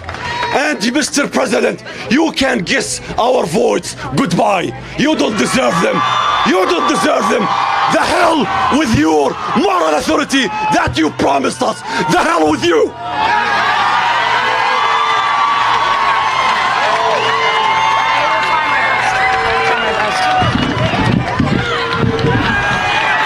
Assalamu alaikum wa rahmatullah, brothers and sisters in humanity. My name is Layla, and as I speak, Israeli forces have committed another atrocity in the Nusayrat refugee camp, killing 22 members of a single family. And they have threatened to bomb the Al-Aqsa hospital. We are witnesses here, lest they deny. Gaza is where I call home. It is where I spent my childhood swinging on my grandfather's jumaiz tree. It is where I raised my young son, where my parents were both born, and where my entire family still resides. For the past 2 weeks, the last thing I do before I go to sleep and the first thing I do when I wake up is to check if they're still alive. Their updates are frenzied and harrowing. New bombings, closer this time. A tree fell on the house, the windows broke. You may have heard your whole neighborhood, Rimal. It's all destroyed. Your cousin's house was damaged, another family wiped out. The Abadlas, remember them? The bakery, the bookshop, the hospital. We may not survive the night. Pray, pray, pray. But we feel better today. We ran out of water. We need to clean ourselves of the stench of blood and bomb debris and broken lives. Then we had cake, don't ask how. A birthday for our 9-year-old. We insist on celebrating life. We insist on hope. They have run out of water. They have no power, none whatsoever for 10 days now. True to Israel's criminal promise to deprive them of both of those things. But they refuse to leave their home in Gaza City, insisting they would rather die in dignity. And yet they repeat to me over and over, we are still standing. We thank you, God. We seek his pardon. And we ask only 2 things. Pray for us and tell our stories. There are 4 truths I have had to contend with over the past 2 weeks. The first, I no longer spend my days and nights worrying about what resources they have, but whether they will survive at all. The second, there is no safe place in Gaza, no bomb shelters and no escape. The third, our government has failed us. And it has failed them, and it has failed humanity, and it is facilitating and enabling a genocide unfolding before our eyes. The fourth, our government considers Palestinians as unhumans and therefore dispensable. Almost every Palestinian I know right now is in the same situation with family on Gaza, dividing their time between checking in on them and each other because our suffering and our realities are being denied, all while looking over our shoulders. Not because we want to, but because we have to. It is urgent and it is necessary. And when we have a moment to breathe, we are left wondering how many more Palestinians need to die. How many more children need to be killed, President Biden, before we call for a ceasefire?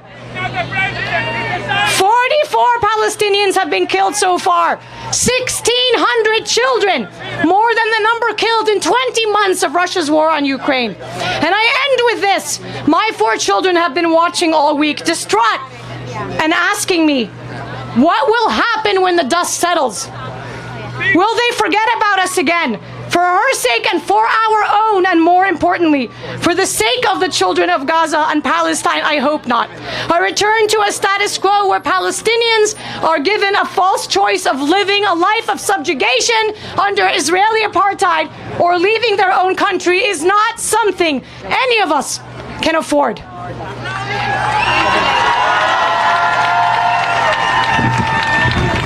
Assalamu alaikum. I'm just here to let you all know that I stand here before you unapologetically Palestinian American.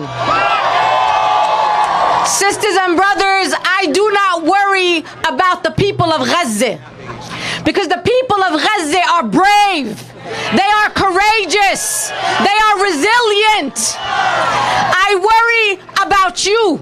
I worry about Palestinian Americans and Muslim Americans. Where is your courage? Where is your bravery to stand up for your Palestinian sisters and brothers in Gaza and in the West Bank?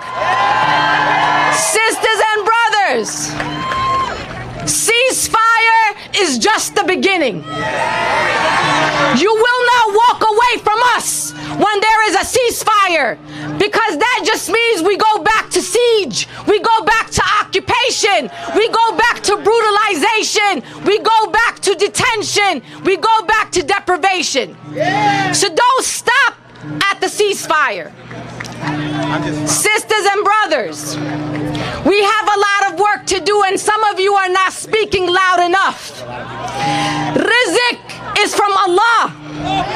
Rizq is from Allah. So what if you lose your job?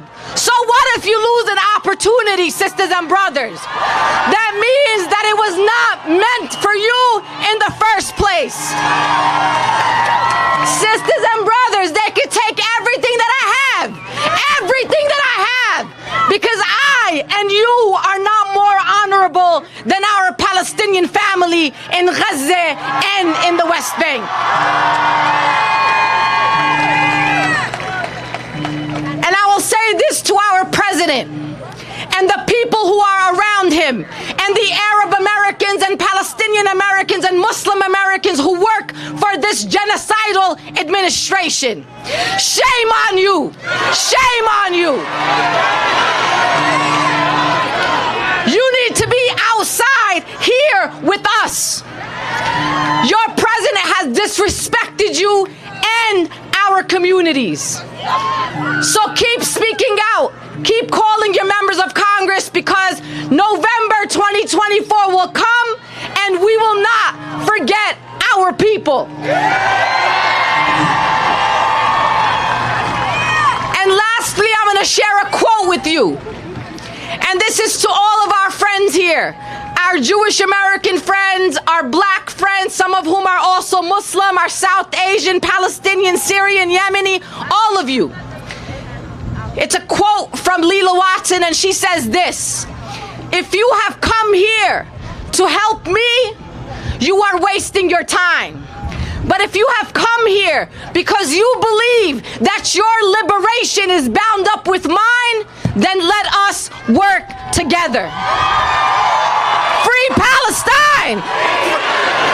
Free, free Palestine! Free, free Palestine! Free, free Palestine! Free, free Palestine!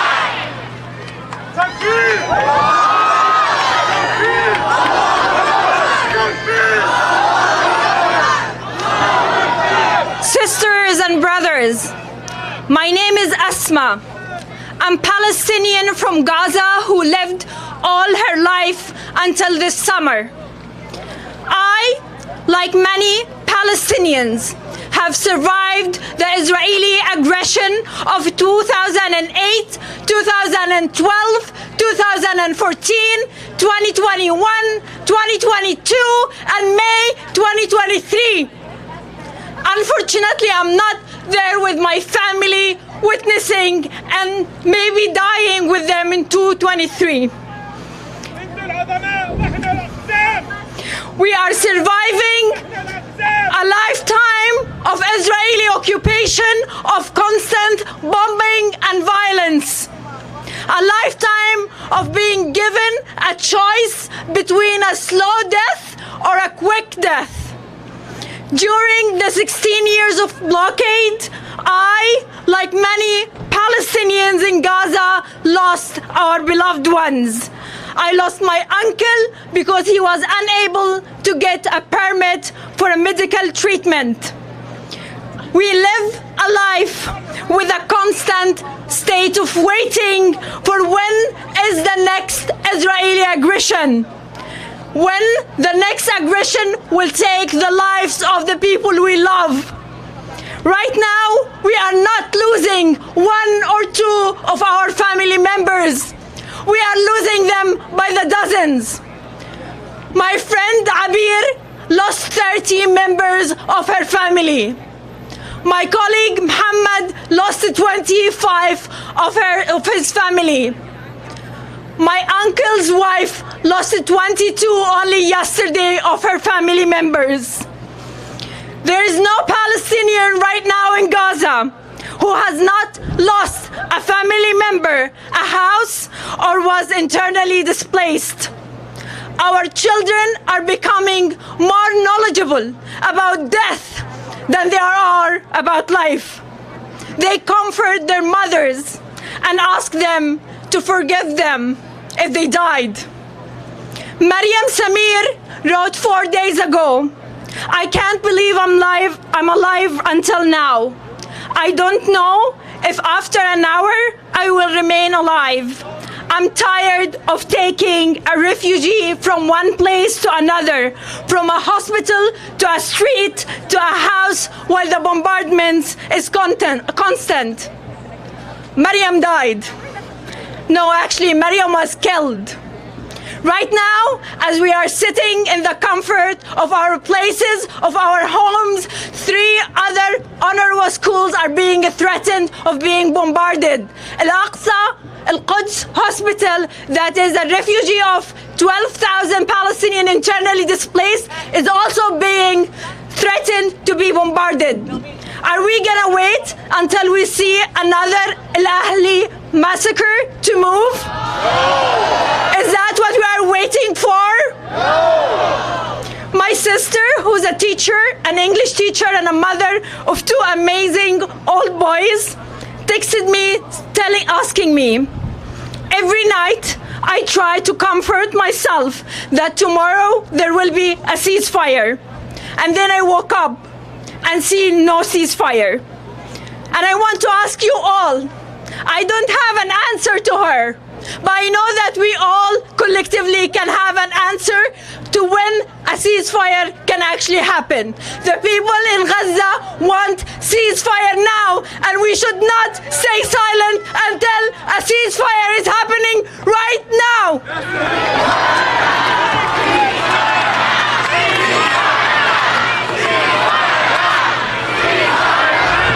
Ceasefire now! Ceasefire now! Ceasefire now! Ceasefire now! Ceasefire now! All right. I need you to do us a favor because marching is only one tactic.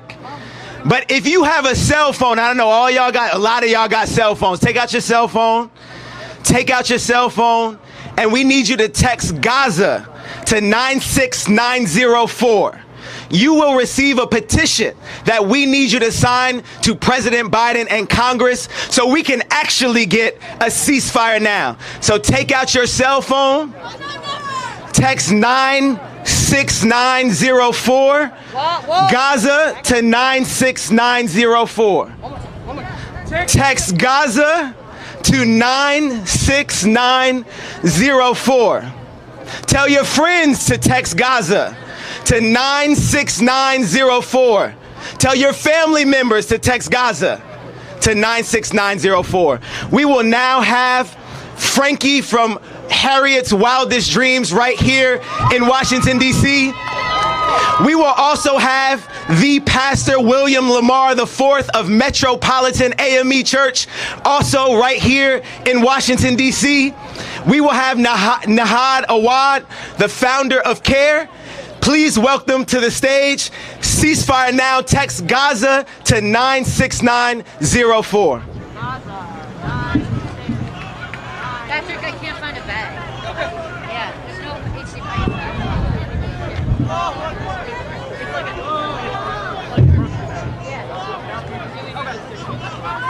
It's in somebody's bag? No, it would be in somebody's bag. It would be on the floor.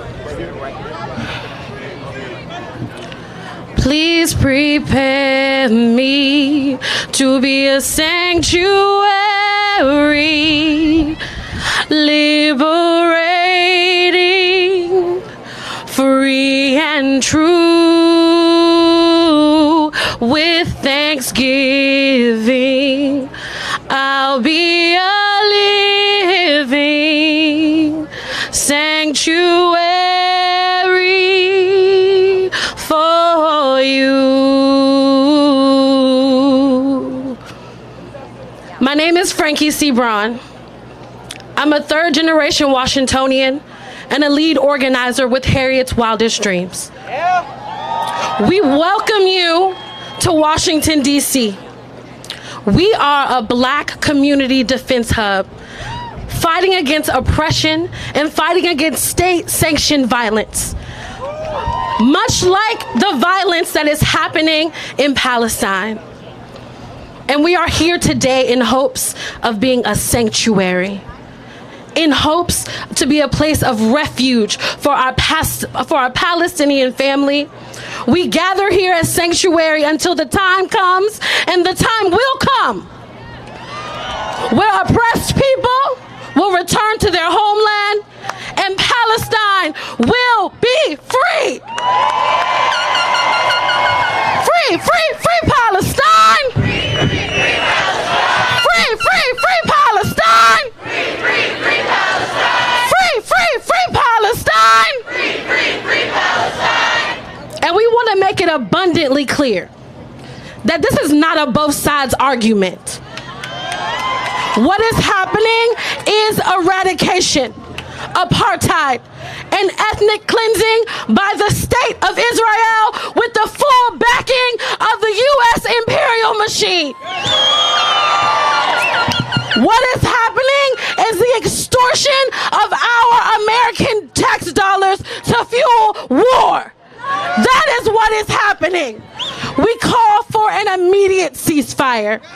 Ceasefire now. Ceasefire now. Ceasefire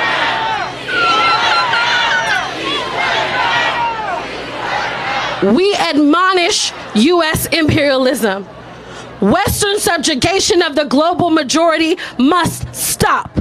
We must uproot occupation, put an end to genocide, and stamp out white supremacy wherever we see it. For it is our duty to fight for our freedom. And it is our duty to win. It is our duty to love one another. And we have nothing to lose but our chains. As Asada says, this battle against oppression, we as Black Americans can uniquely understand. We know what it's like to be hated for qualities as trivial as skin, as ethnicity, or whom you choose to love or worship. And we say shame on Congress. Shame. We say shame on Biden. And we even say shame on our very own D.C. Council, who unilaterally sided with oppression by backing Israel with no mention of the impact on the people in Gaza, who have been under siege for 75 years. We say shame. For I too know what it's like in my epigenetics to hold generations of grief. trauma that expounds over decades and for some of us, hundreds of years. My ancestors knew what it meant to flee. And we stand here firmly and we say, no more. We stand here as a sanctuary for you. And in solidarity with Palestinians and all oppressed people across the globe, we call for not only ceasefire, but for the immediate removal of the occupation. We love you.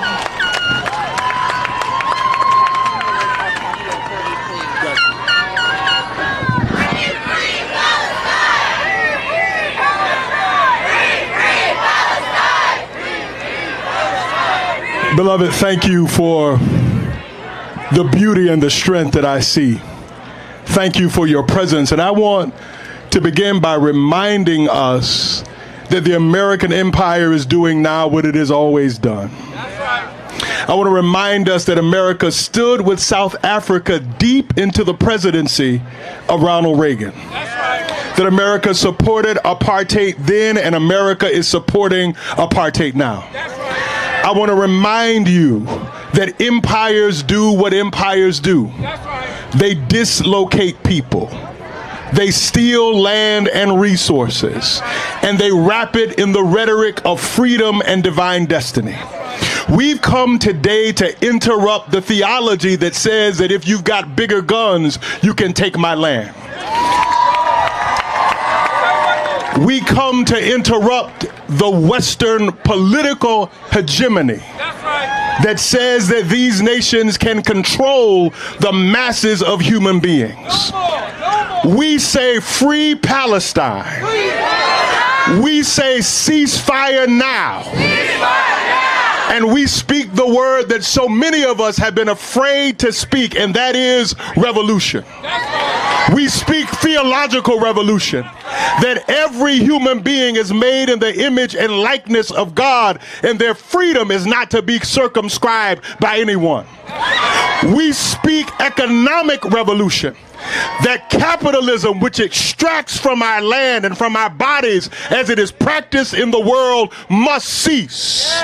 We speak a revolution around human relationships, where every human being is as valuable as the next. I stand here in the Black prophetic tradition, and let me be clear with you, were it not for our tradition, Harriet Tubman, Fannie Lou Hamer, Pauli Murray, the United States that you have now, where you are all welcome, is a United States that was built by this Black prophetic tradition.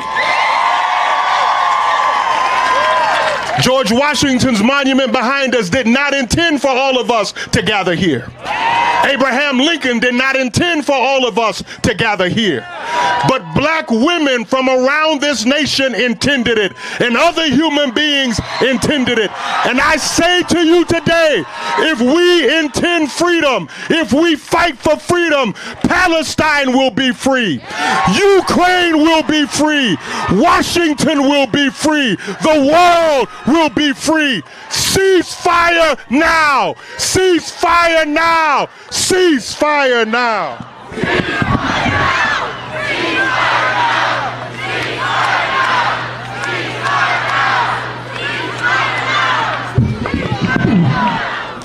Assalamu alaikum wa rahmatullah. Peace be to you. I am Nihad Awad, the Executive Director and Founder of CARE. I am also a Palestinian refugee. I was born and raised in a refugee camp as a result of the ethnic cleansing that my family and hundreds of thousands of Palestinians have been forced out from their homes, from their farms in 1948. And now we are here. We are here witnessing the homeland against being ethnically cleansed at the hands of the Israeli occupation. Aided, abetted, armed, excused, justified, defended by a corrupt government, our US government and its president, President Joe Biden. Brothers and sisters, let me address the president. President Biden, you self-declared yourself as a Zionist. You have been stealing the money of the United States taxpayers to defend and arm an occupier. So far, our government, the US government, has spent over $160 billion on an illegitimate, illegal occupation of Palestine. While here in front of the Congress, there are homeless people living under the bridges. We have homeless people living in front of the White House. Our schools are unsafe. We have impoverished communities. The unemployed people are so many. Why don't we spend this money on American people who have earned this money? Let me address the media. Let me address the media. What happened to journalism? What have you done to journalism? What happened to verifying independently the news? What happened to this principle in journalism? You have parroted and repeated debunked claims that Palestinian babies, Israeli babies were beheaded. You have planted an image about the Palestinian people while they are the victims. You are blaming them and referring to them as the victimizers. Brothers and sisters, we have so far mobilized 160,000 messages to members of Congress. This is not enough. This is not enough. Do you think it's enough? I would like you, when you go home, you turn on your computer, your phone, and look at the petitions. Add your voice. Add your voice from your comfort zone. Add your voice with your fingers and give a voice to Palestine. Finally, I have an announcement. Our annual banquet, our evening of solidarity with Palestine, had to be moved from the Marriott Hotel in Virginia because of death threats and bomb threats and threats to kill people at the hotel. We have relocated our venue to a secure location. If you register, we will give you the location. I would like you to be there in support of CARE's work to defend the rights of Muslims and everyone to speak up, to be safe in their workplace, in the schools, and also speak up for Palestine. We will not be silenced. We will not be intimidated by bigots who are trying to silence your voices. Your voices are critical for the victory of the victims of the Israeli occupation. God will be with us. Thank you so much. Ceasefire now. Free, free Palestine. Free, free Palestine. Free, free Palestine. Ceasefire now. Ceasefire now. Ceasefire now. Thank you. Some of you may be... Is it working? Some of you may be feeling raindrops, but let's remember raindrops are nothing like the bombs falling on Gaza. Let's remember that we are going to stay united and take action until we get the ceasefire that the people of Gaza are demanding, until a Palestine is free for the freedom of us all. You have just heard from many speakers of different movements and different sectors to remind us that we are united as the masses for a free Palestine. As the U.S. government and other Western powers seem all too united to support war and genocide in this moment, the rest of the world, including working people right here in the United States and all freedom-loving people, are united in our quest for a different world where all people, including the Palestinian people, can live in dignity. We know that the current violence could end immediately if those in power took even the smallest step to stand on the right side of history. This moment requires all of us to demand that they do. So I want to remind you again to get out your phones and text to 969 964. That's 96904. Text Gaza, because we are not here simply to raise our voices and be heard. We are here to get organized and make demands of those in power, and we are here to win.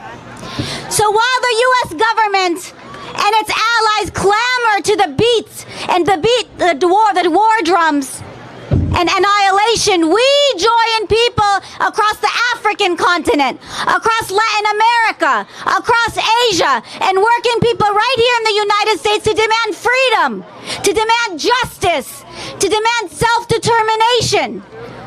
We are here to say no to genocide and no to war, because when we say freedom for Palestine, we join the international struggle for economic and political democracy.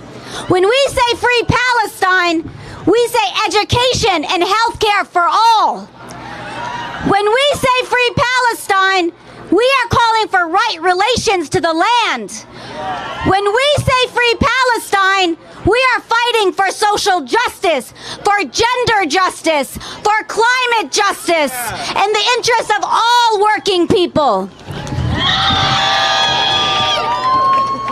As the brother just reminded us, we know all too well the history of this country, the history that it inflicted on the indigenous people of this land, the role it played in apartheid South Africa.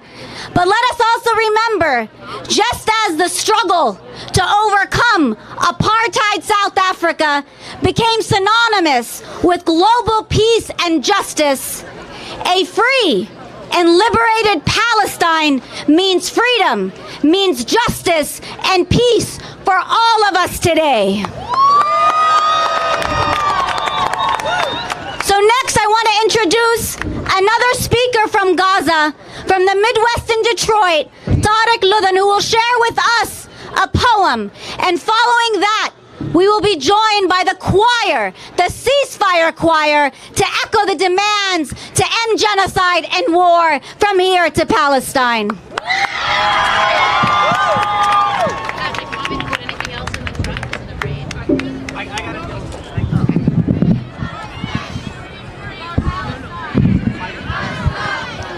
So first of all, thank you all for being here.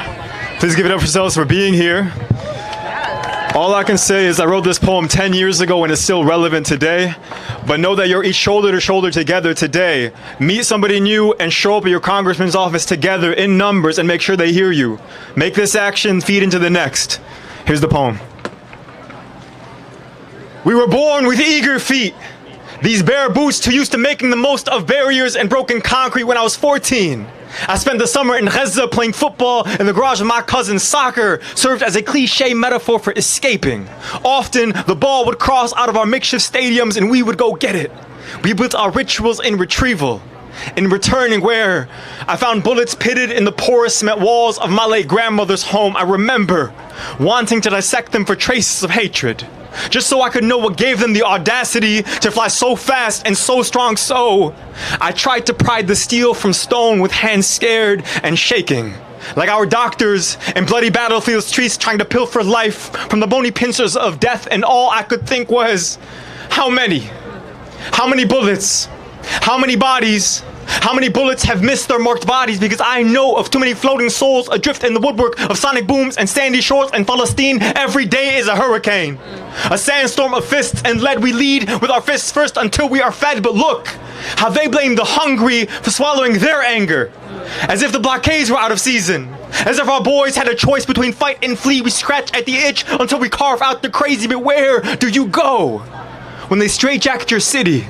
When they peel away your borders and build asylums around you, there is nowhere to hide. Imagine having someone reach down your throat just to tickle your spine, to siphon your history out of your soul and wave it before you like a bone. They treat us like dogs, canines barking in their kennels. If you look at a map, Gaza is a limb dangling from the body of the people, an anchor that cannot be trusted for all the wrong reasons. And I'm still trying to shed these shells. I'm tired of being shrapnel, a jagged casing of red-stained emotions. But there are no transfusions in a torn nation.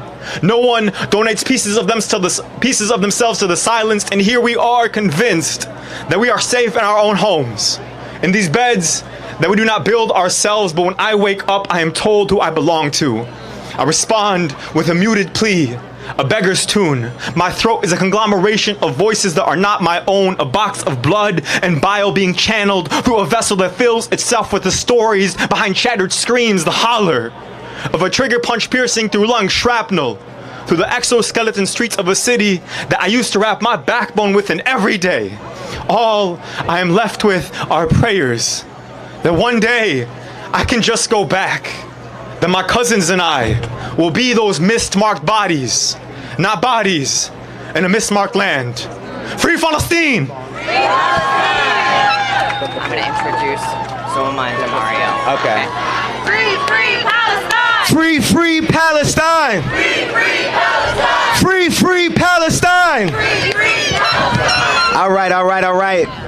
You may have been handed a flower already. If you have not been handed a flower already, you will be handed a flower soon. Quick announcement. We need you to hold on to that flower during the march. Turn to your neighbor and say, hold on to the flower during the march. We oftentimes say that we don't give people their flowers while they're living. These are the flowers for the dead and for the living. So please hold on to your flowers as we march. And I also want to remind you, if you have a cellular phone, I see a lot of y'all have cell phones, we need you to text 96904. Gaza to 96904. All right, thank you. We're now going to have Lone introduce some more speakers. Free Palestine!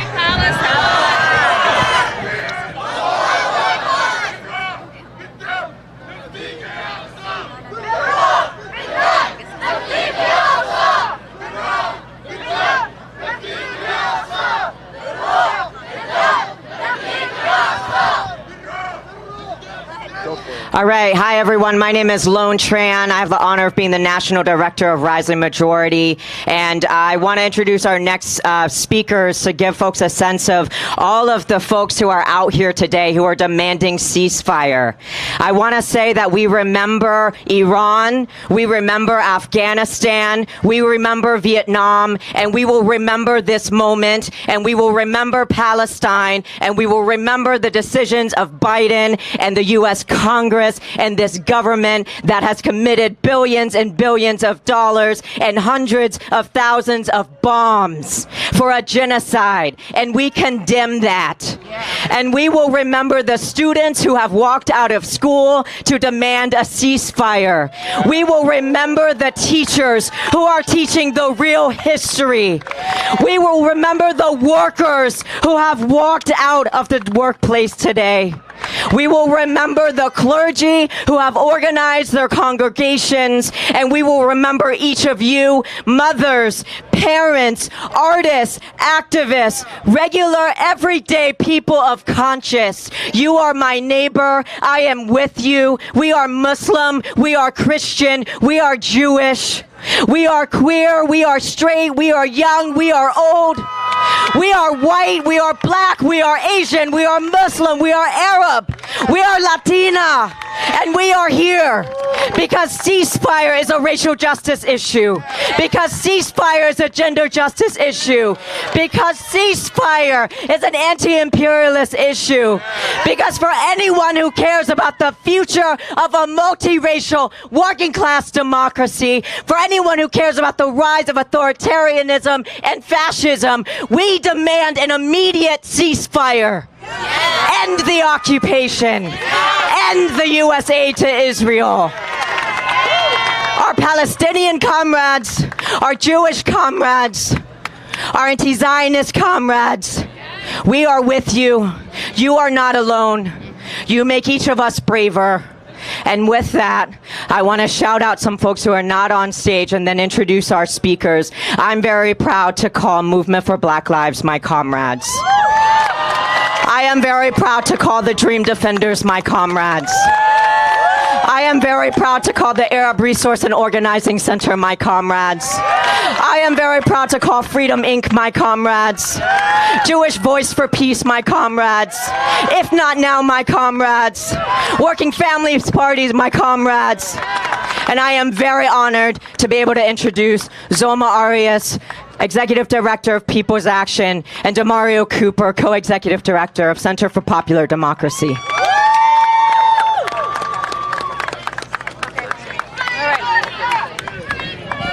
Hello, everyone. Buenas tardes. My name is Zulma Arias. I am an immigrant from El Salvador. I am also the Executive Director of People's Action, and I bring you greetings and solidarity from our network of 30 states, 40 organizations that are standing with you right now. And I am not going to repeat what everybody says, but there's one important message that I have for you, because you know what I have been doing since I have been standing here for the last 4 hours? I have been asking my team, my communications team, find any Spanish media and bring them to me, but guess what? We didn't see that many. We didn't see that many, and that is wrong. So what I am here to tell you, and what I'm here to tell you from People's Action, is that we are training thousands of organizers and grassroots leaders as part of what we're calling an organizing revival. We are training people in the deep practice of community organizing to better prepare us for times like this, because we gotta stop meeting like this.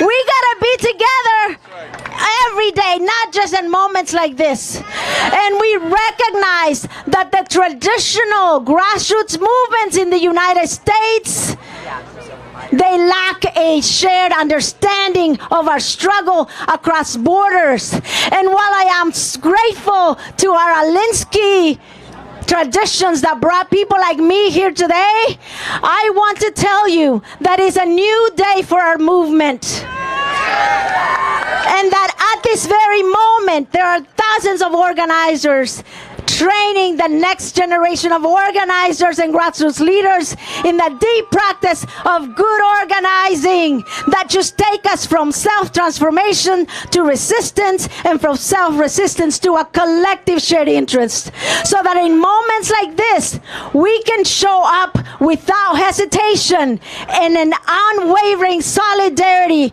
as a movement, because we recognize that our struggle is a shared struggle.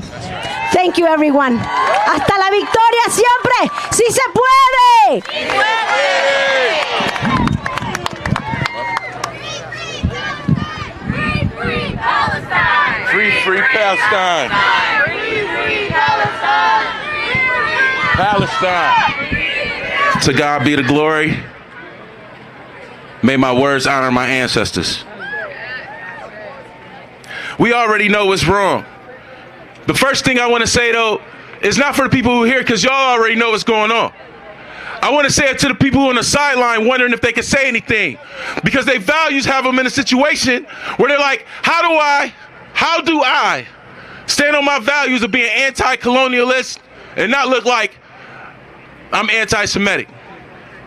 And at the same time, how can I stand on my values of fighting and wanting oppressed people to be free and not looking like I'm pro-terrorist? See, that's the condition they got us in. But I'm here to tell you, my name is Demario. Actually, I'm Demario Cooper. I'm a co-executive director of the Center for Popular Democracy. I got to do that. That's my job. But I'm not really standing here as that. I'm standing here as a human being. And I'm here to tell those folks who think they're on the sideline, they got to stay on the sideline, that you do not have to stay on the sideline. Because we're not asking you to make a choice about what side you want to be on. We're asking you to make a choice about whether or not you believe in humanity or not. We ask you to make a choice of whether you stand for human beings being able to thrive on this planet. That's what this is about. That's what this is about. And they want to make us think it's something else. But it's only two questions. Either you believe in human thriving or you do not. And the question to the folks that we elect to represent us, the folks that we elect to represent us, we are asking them if you stand on the side of humanity or not. We need a ceasefire. We need our president to demand a ceasefire. And we need to send humanitarian aid to the folks in Palestine who are losing their lives. God bless y'all.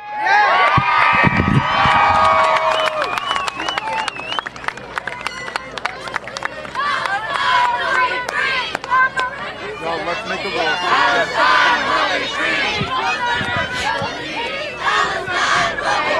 Palestine will be free.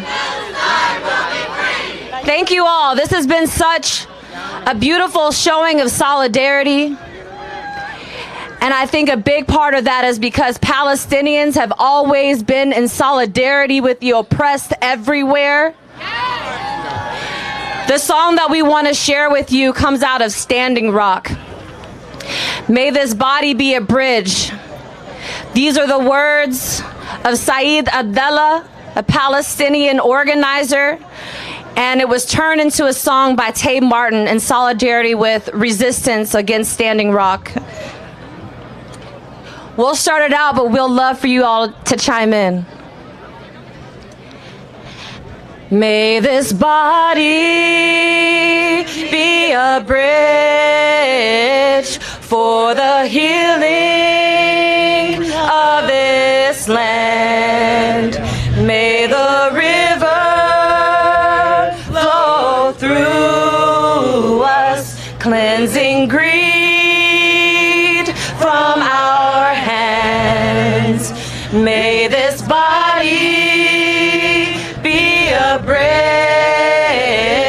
for the healing of this land.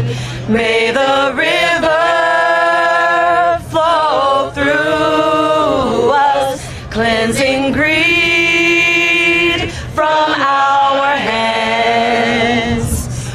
We are born from the water.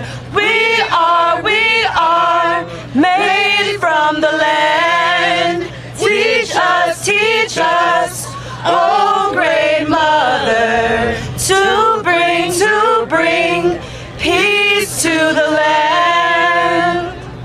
May this body be a bridge for the healing of this land. May the river flow through us, cleansing greed from our hands.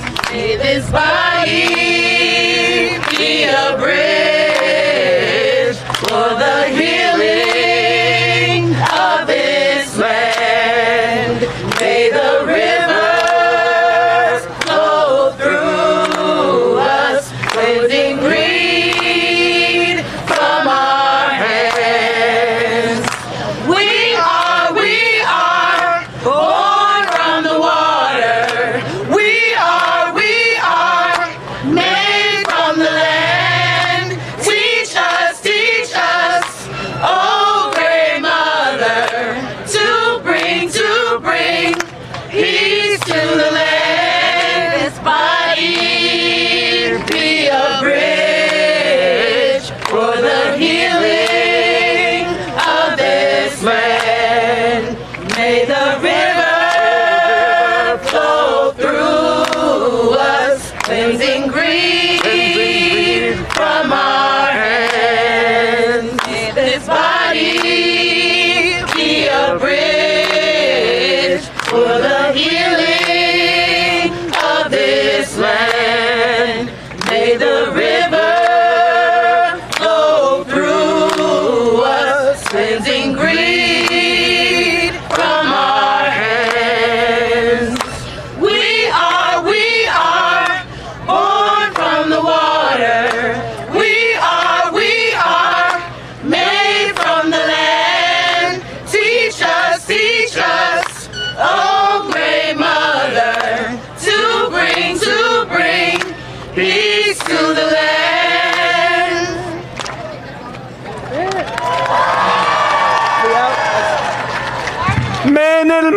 للمية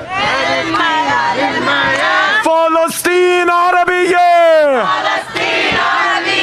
من المية للمية فلسطين عربية free free free free Palestine! free free Palestine! free free Palestine! free free Palestine! free free Palestine! حرة حرة فلسطين Hurra, hurra, Palestine! حرة حرة فلسطين Hurra, hurra, Palestine! حرة حرة فلسطين Hurra, hurra, Palestine! حرة حرة فلسطين Hurra, hurra, Palestine! Thanks y'all.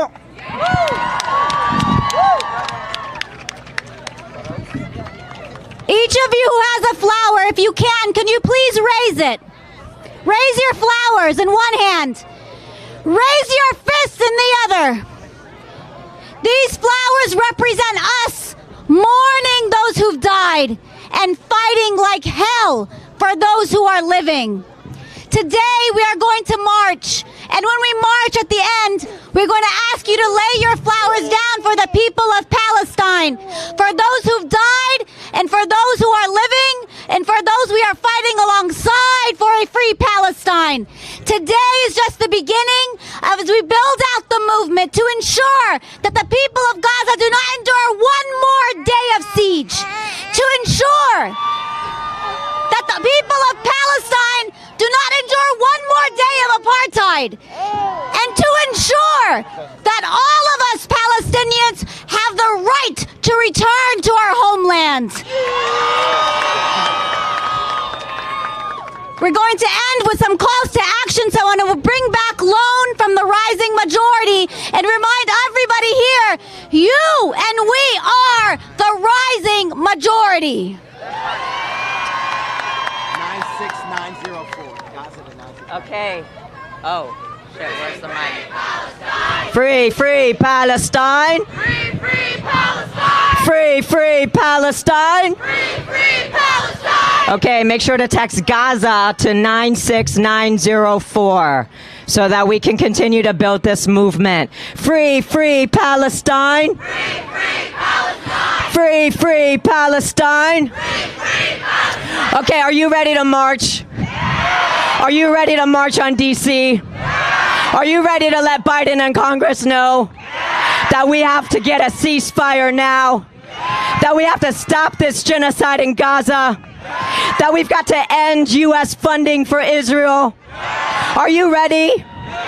Okay, we got some comrades to get us fired up, okay? So hang on to those roses, and then we're going to get into formation, okay? So first I'm going to bring up Ava Borgart from If Not Now. After that, Brittany Ramos de Barros from About Face Vets Against the War. And then to close us out with our call to action, Iman Abid from U.S. Campaign for Palestinian Rights. Today, I'm Eva and I'm from If Not Now. And today, we are here to march with you after a week where thousands of American Jews have been at the White House and Congress demanding a ceasefire because we refuse to let our grief be weaponized to call for genocide. My family's entire bloodline was almost wiped out generations ago. There used to be hundreds of families with my last name. Now there are only a few of us left, and that is happening for Palestinians today. With U.S.-made bombs and U.S.-made guns dropped out and U.S.-made planes. And how dare Joe Biden say that's about Jewish safety when he has said the billions in U.S. aid to Israel was the best investment the U.S. has ever made to protect its interests in the region. Your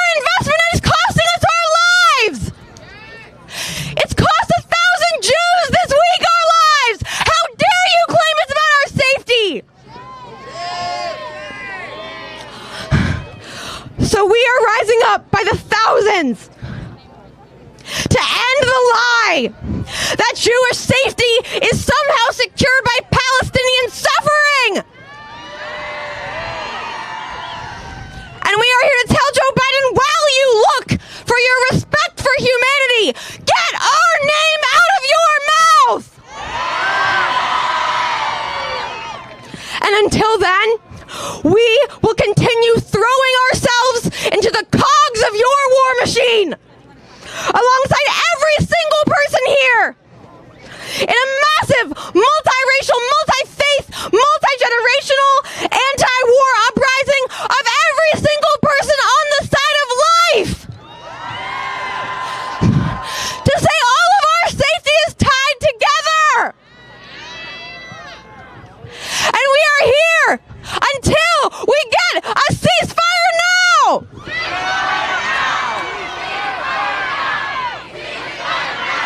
Ceasefire now! Ceasefire now! Ceasefire now! Ceasefire now! Ceasefire now! My name is Brittany Ramos de Barros.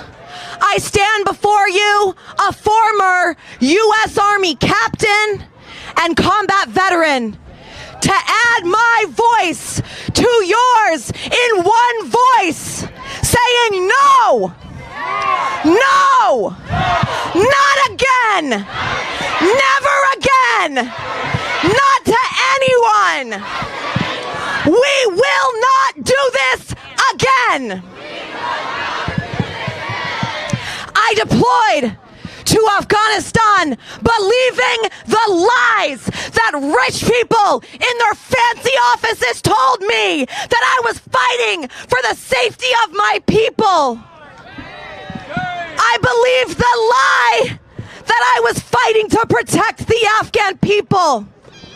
And as I stood there in the dust, feeling the ripples of the shockwaves flow through my body as villages were bombed, as I watched mothers bury their children, I knew that it was undeniable that we cannot bomb our way to peace.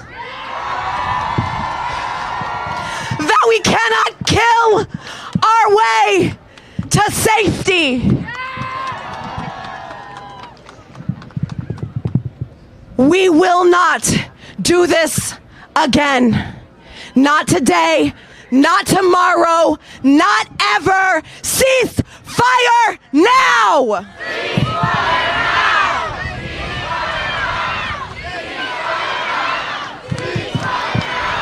Ceasefire now! Ceasefire now!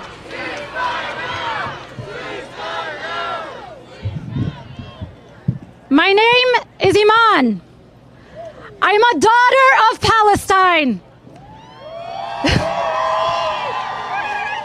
Today, I am strengthened by the women of resistance, by my mother, whose hands carry our culture, whose tongue sings our songs, and whose heart aches for our homeland.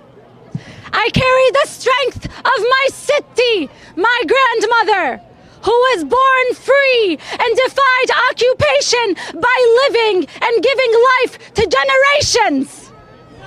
Our resilience is our resistance.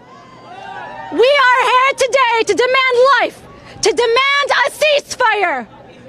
But we don't just want to live, we want to be free. Free from occupation, free from violence, free to be Palestinian. We demand an end to the U.S. military aid that upholds our occupation.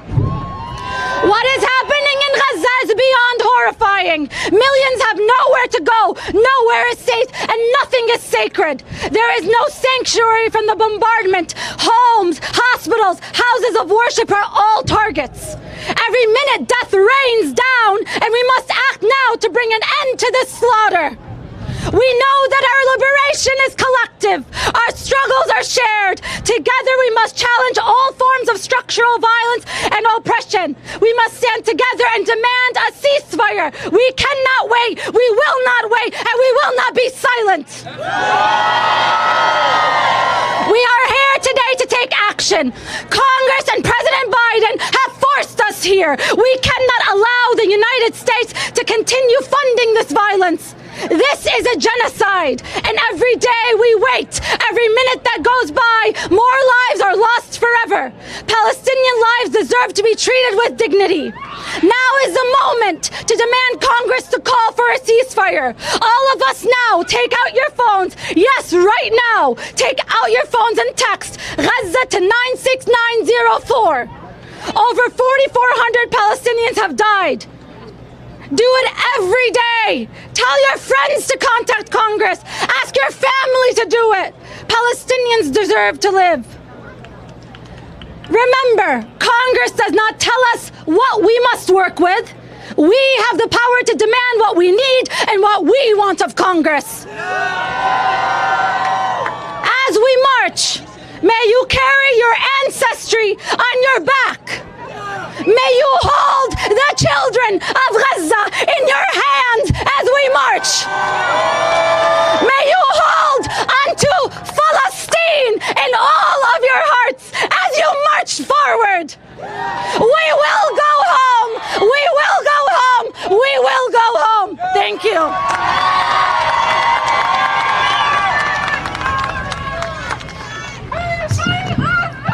Free, free Gaza. Free, free Palestine. Free, free Gaza. Free, free Palestine. Free, free Gaza.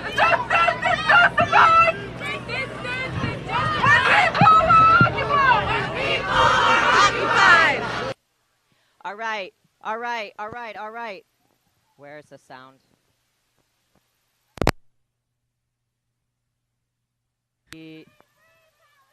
Free, free Palestine. Palestine!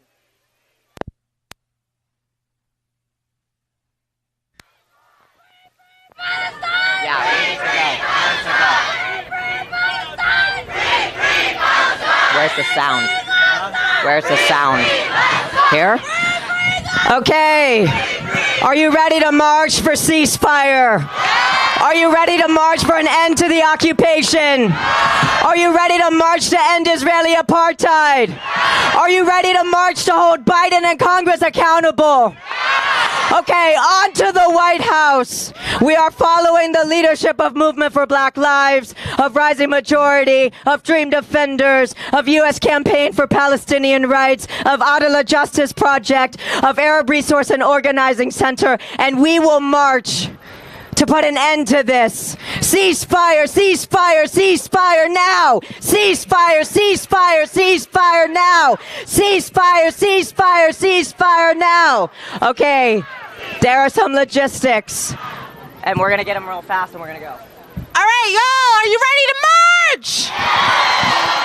If you are deaf or in need of ASL, go to the front of the march. We have access. Shout out to our ASL interpreter. Shout out to American Muslims for Palestine. Thank you for being here. We keep us safe. We have medics. We have marshals. Follow the lead of orange vests. Everybody, you guys are going to exit that way. Take the first right. That first right.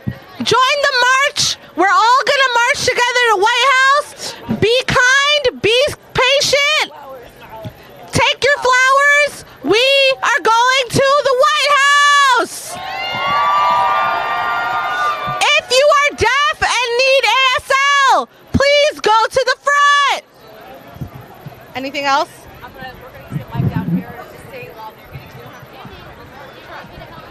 Just take the mic off. Just take the mic off. Oh, sorry. I wasn't going to say anything.